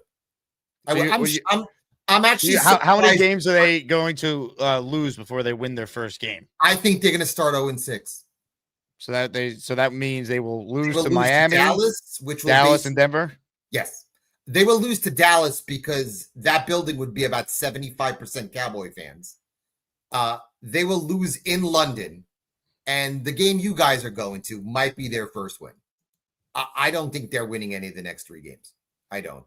I can't say you're crazy for feeling that way. I hope not, but I mean they're 0-3 right now, so I got to see it to believe it. But the idea that people are confident against the Dolphins are salivating at the opportunity to play against this defense. This defense is prime to get shredded by that offense. And I don't. Not if they quit on their coach. Not if they're just done. They're checked out. You know what? Honestly, I thought they would quit on their coach last Thursday against Buffalo, but they played a pretty good game.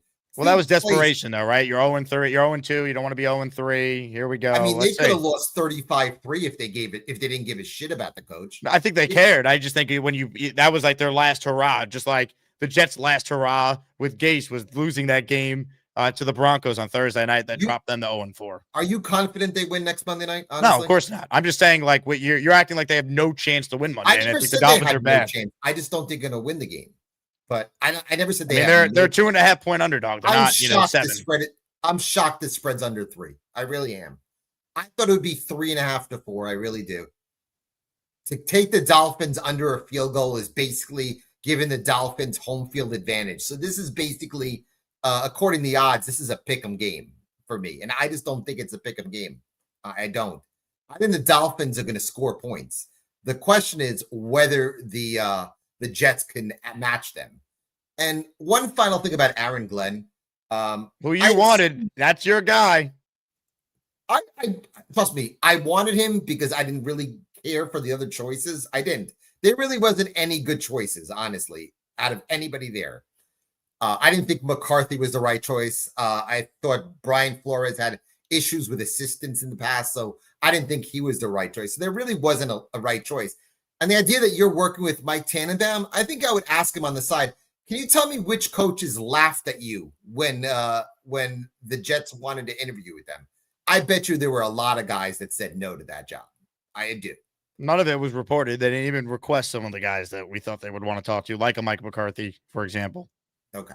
So as far as Aaron Glenn is concerned, and I agree with you. Who would have turned them down, though? Who was a guy out there that you think that said no to interviewing with them? They didn't. I think maybe Ben Johnson would have, but they didn't bother to even request him. What's his name? The guy, the offensive coordinator in Washington. What's his name? Oh, Cliff Kingsbury? I think Cliff Kingsbury turned him down. I do. Okay, boo-hoo. We'll see. And I might have thought that Liam Cohen turned him down. I doubt that. Okay. And the offensive coordinator in Baltimore. That's Monken. What's his name? Yeah, Monk. He didn't even do any head coaching interviews at all. Yeah, but he already had interviewed for the Jet job. I don't think he was going to go after. In 2019. Okay, I understand. I don't think he was going to go after that job again. But I agree with you on the final thing about Glenn. Why do you start your press conferences being so combative with this media? It's basically a shot at the fans. The idea is you're coming across they're so contentious. You're 0-3. Just be a little bit humble. The idea that you're 0-3 and you're so combative to Rich Cimini or to Brian Costello, it's definitely a shot at the fan base. And I'm surprised the Jets PR team hasn't spoken to Aaron about toning it down a little bit. The idea that he's so combative at 0-3 is really strange for me. Well, just pick and choose your battles. Like the question you're asked about, is Fields the starter if he passes protocol, is a totally reasonable question that didn't need the 3 back and forth responses before he basically said, yes, Fields is the starter if he clears protocol. Absolutely. Fields was brought here to be the starter. When he's healthy, he starts. That's it. That's all you have to say.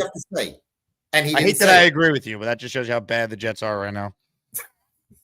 Have a go on, man. Ladies and gentlemen, Allen alert. Don't worry.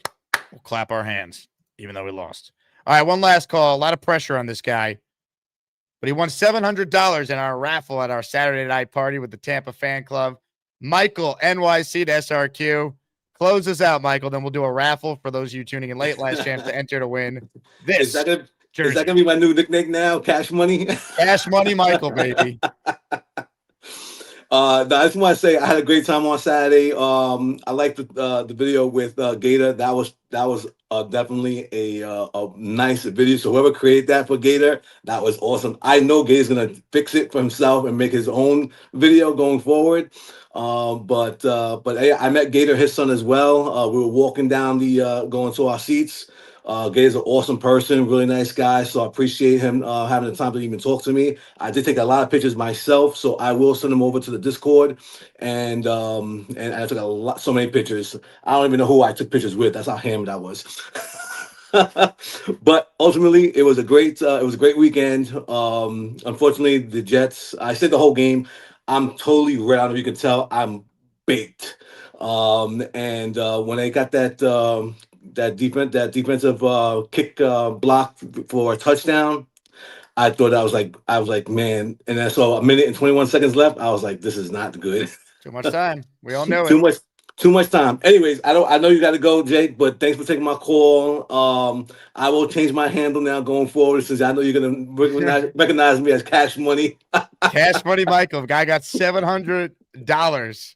Yeah, and I won my pool last week for another $700. So I got a good luck going on with me. So right now, so keep not it too rolling, bad. Michael. You're the man. Keep it rolling. Well, anyways, I'll see you in the next call when you go out with Beningo. I gotta go pick up my kids from school, but it was great seeing you there and all the other Asmaniacs as well. And I look forward to the next meet out. Ladies and gentlemen, Cash Money Michael. We're the freaking New York Jets, so we're shit.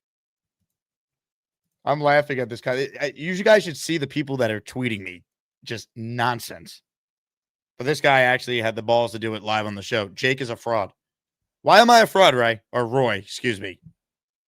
Why am I a fraud? Because I'm not accepting moral victories? Is that why I'm a fraud? Tell me. Also, this guy Beach, who I think might be a bigger loser than Roy. Look at this. Like, this is an example of the people who tweet me nonsense. Like, I don't know what these Jet fans want. Shills. Beach responded to one of my videos talking about the game from yesterday. Dude, just shut up already. You're the worst kind of fan. Enjoy your moral victory then, okay? I'm the worst kind of fan. Sorry that I didn't want this team to be 0-3 for the 4th time in the last 7 years. but I'm a fraud.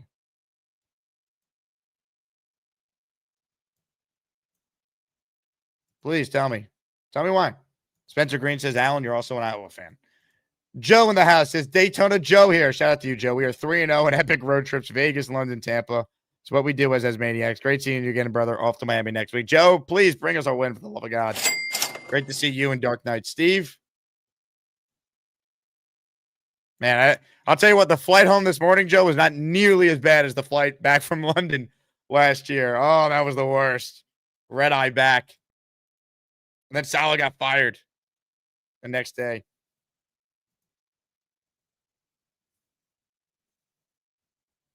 Roy says, trust me, I'm as sick as you. Judge Glenn after 10 games. Nah, man, I'm going to judge him in real time because he told us it would be different. They would tackle better. They'd be better at the end of halves, right? He highlighted how coaching's all about the last 4 minutes at the end of each half.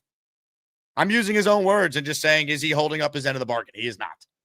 Is he their only problem? Should he be fired? Does it mean that he's not going to be a good head coach? No. But when he then tries to say they're not the same old Jets, Roy, and they are everything that the same old Jets has been the last 15 mother effing years, Roy, guess what? I'm not going to sit here and just be okay with it. So, yeah, okay.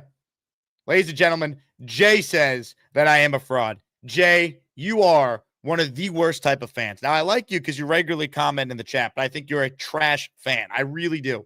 Because all you do is try and nitpick little things. You come up with reasons for why certain things happen, and you never acknowledge the fact that we're allowed to be critical of the team.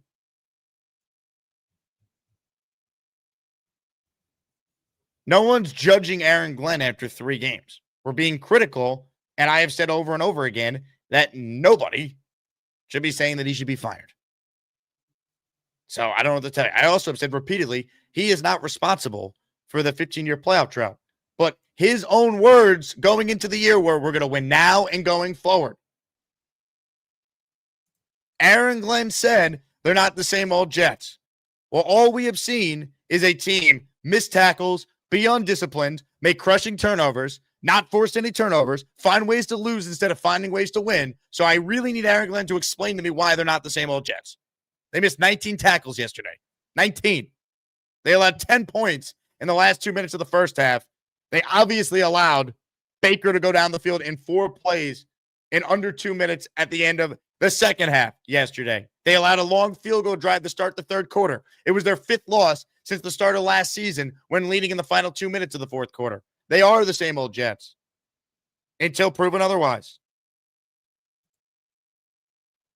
Spencer Green says, here's my tweet. Elect to kick ass. Damn idiots. Spencer, nobody knows what that means, but we thank you. Robin Boy Wonders, we thank you. You are in the raffle for 1 as well. He is our last recipient of the raffle. So we will get you in there. And on that note, let's get ready to spin the wheel champion, shall we? Good luck to all. There can only be one winner of a Garrett Wilson jersey. And who's going to win? We collectively will find out right now. It's time to announce the winners of the weekly Asmaniac raffle.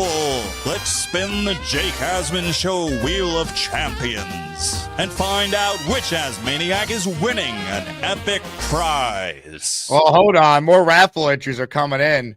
Tom D says Michael Clemens is a meatball. Damn. Still going in on Clemens. Give him the Beast Breaker line. I am not a meatball. Tom, I will add you twice.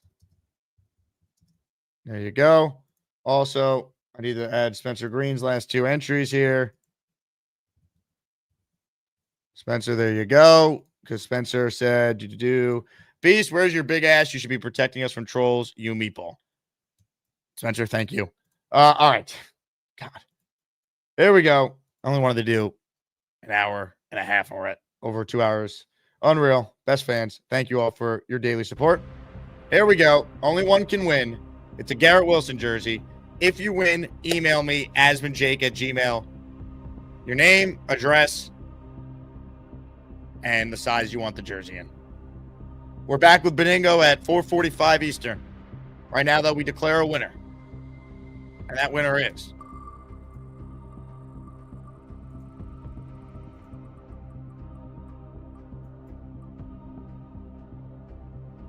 who else? Bo C. Bo. Come on now, man. You know, baby. Bo knows football. Bo knows baseball. Bo knows tennis. Bo knows basketball, too. Bo knows channel membership.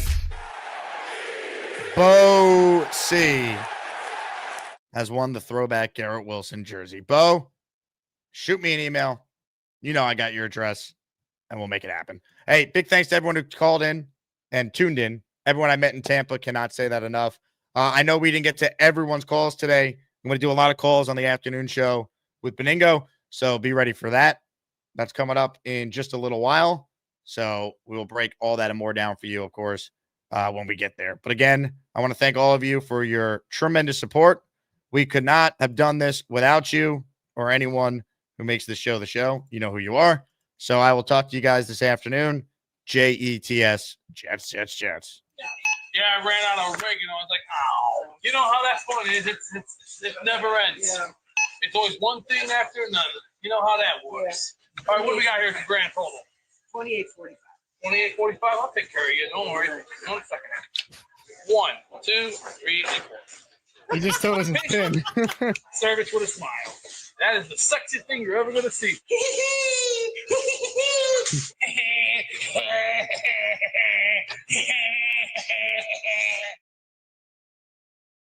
Hey, here's the deal. Just got no chance unless you click on that like button. And you got to make sure you subscribe to the Jake Asman Show. You don't, you can get the f*** out. Now let's go, Asmaniacs. We're built for this shit.